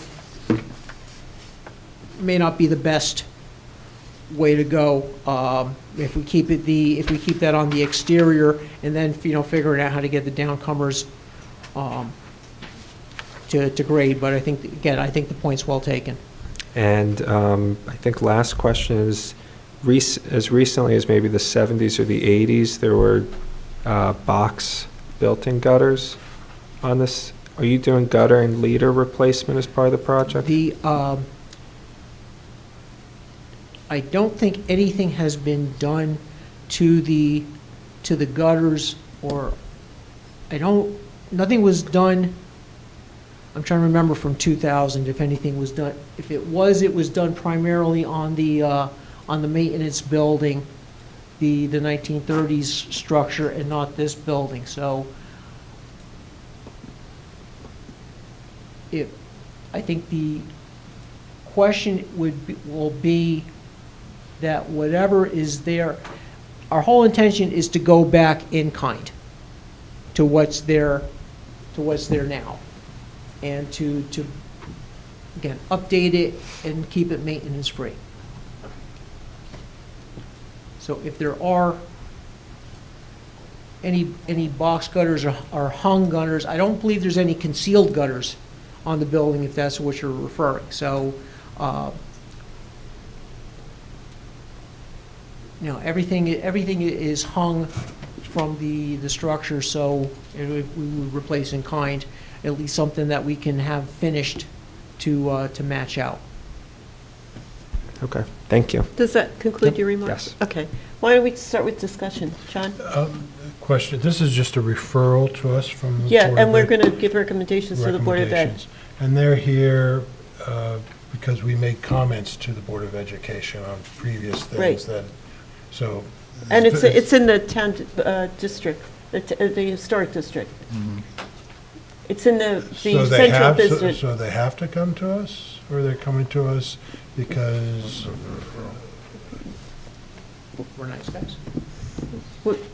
Well, How are they here? They're from the board, they're being referred by the Board of Education? Is that what I'm hearing? well, you're here because it's in the town historic, These two central- buildings are within your jurisdiction. Right. So to obtain a building permit, they would kick it back to you. So we're here preemptively just wanted to to get understand approval. how- So when this does go out to bid and a contractor is on board and we go for permitting, it's a streamlined process. Got it. Okay. I have no comments. I think it's all great. Thank you. Thank you. Steve? No further comments. Nick? I have no objections. I think it's all very well done and in good faith to, improve on what's there and keep it consistent with the look of the rest of the building, so I'm in favor of it. Jerry?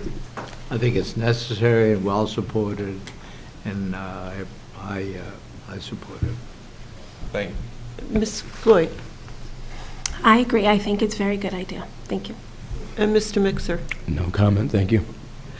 And I'd just like to comment that since you took our recommendations when we met with you in June, so I'm really happy to see the cupola and the design as opposed to what we saw it's great. before, which I think is really Very good. impressive. Especially when I look at Mount Hebron, at Buzz Aldrin, and see what was there, and unfortunately what's there now. But anyway, that's neither here nor there, but thank you for that. What we'll do now is if we look at 22 Valley Road, I believe you're looking at obviously there's no cupola, but there's a cornice and a roof. And you're looking to restore in kind. So, and as my understanding, if you could just tell us a bit of what you're doing there, but it sounds as though from what I've read and what I've seen and what I've heard, that it's basically the same approach that you're doing at 49. So- Correct. So to save time, essentially is the same process concerning the cornice repair and then also the roof replacement.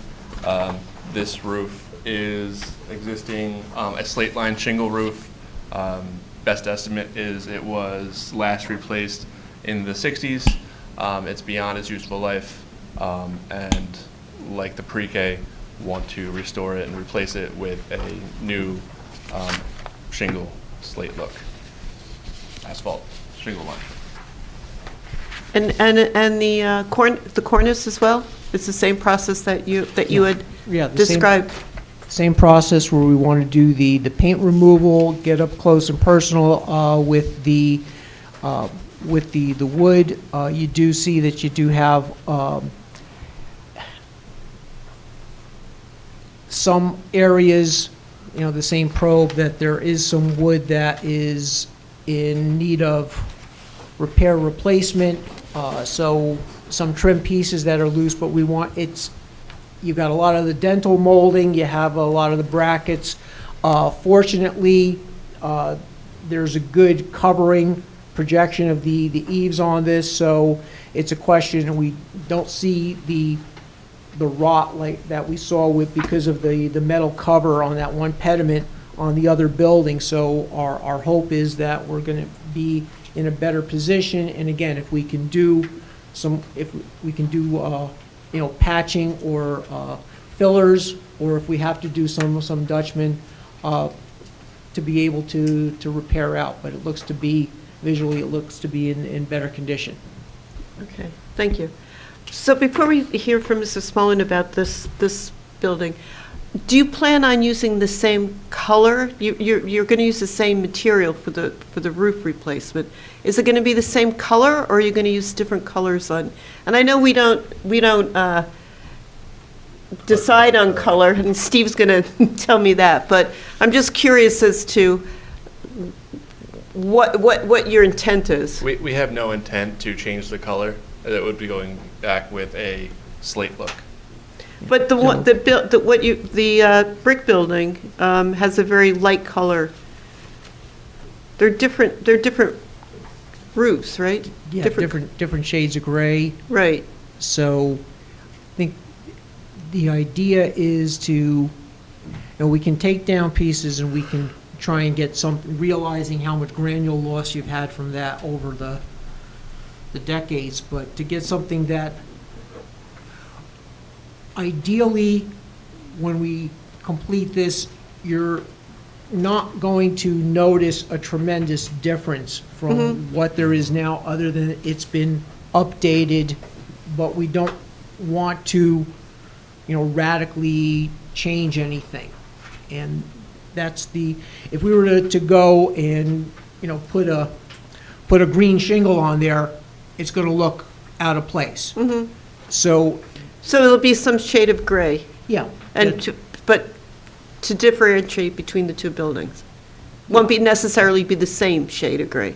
I think that if we can get some pieces down, and we'll, I would imagine there's more than one shade of gray that we can get from GAF or somebody similar. So it's just to make it look like the buildings are different times, and we can certainly get different types of shingles on there to differentiate between the two. Okay, thank you. Mrs. Spaulding, do you want to go over your report for? Sure. It may have been this building that had the box gutters. I'm just trying to look on the historic picture. If you find them, try to preserve them. Don't just run shingles over them. I will say this, just because I believe it is in my mind looking at the budget numbers. There is mention of the gutters. It's not for replacement of the gutters themselves, but you can see in some of the photos that there were these kind of temporary PVC connections made. I do believe that it is the intention to replace those with their original.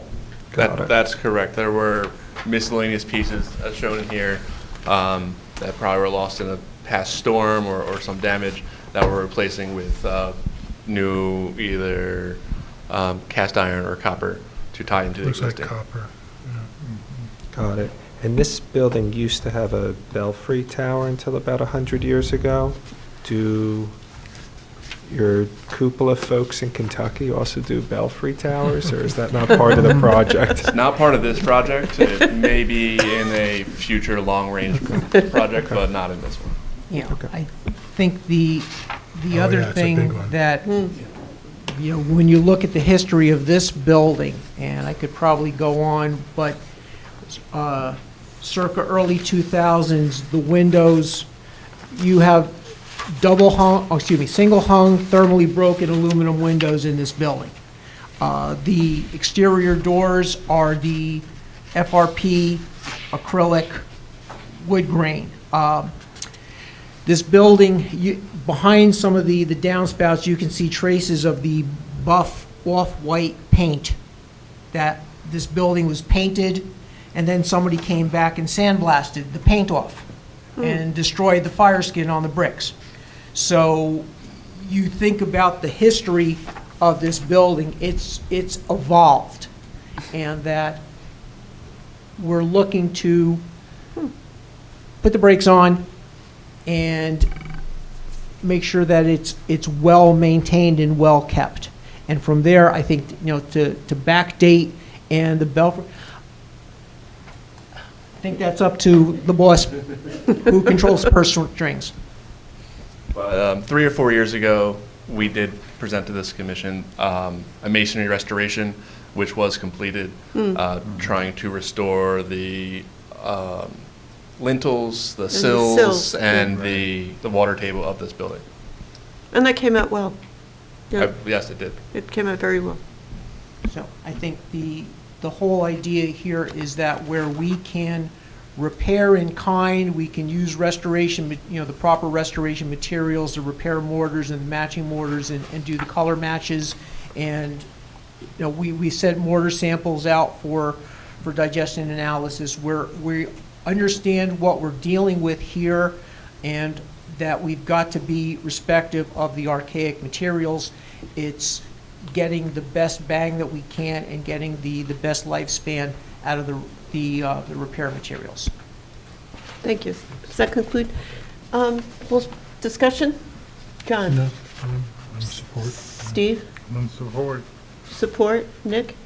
Supportive as well. Jerry? Zena? Okay. All right. No, so Thank I you think all. we have I was making some notes, and I think that Zena's probably making notes as well about the weather vane. We'll send a report to you. It was just weather vane, the roof, the materials. We were concerned about the materials, but I think you've explained that. Mr. Smolin brought up the lighting protection, and the gutters on 22 Valley Road. But I think everything that you're doing in terms of the Cornice repair is up to preservation standards. So thank you very much. Thank you. All right. Thank you very much. Thanks. You as Yeah. well.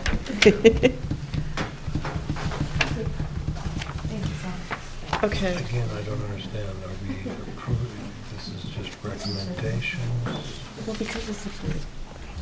That's a good point. What are we doing? Recommendations. Since that whole thing with the field, yeah, well, that's what I'm saying, it's good for them to be here, so. So I think, being that Zena's already given a grant update, we don't have to do that, correct? Nothing else to add since we've been here. So I guess it's time for adjournment. So I just want to thank everybody, the collection of people we have here. It's been a very, I think, successful year. Thank you to all the commission members. It's been a pleasure And- working with and everybody. our consultant and our attorney. And we look forward to next year. And Zena, we couldn't do it without you. Thank you. So may I have a motion to adjourn? Move to adjourn. Second. All in favor? Aye. All right. Merry Christmas, everyone. Happy holidays. Happy New Year. See you in January.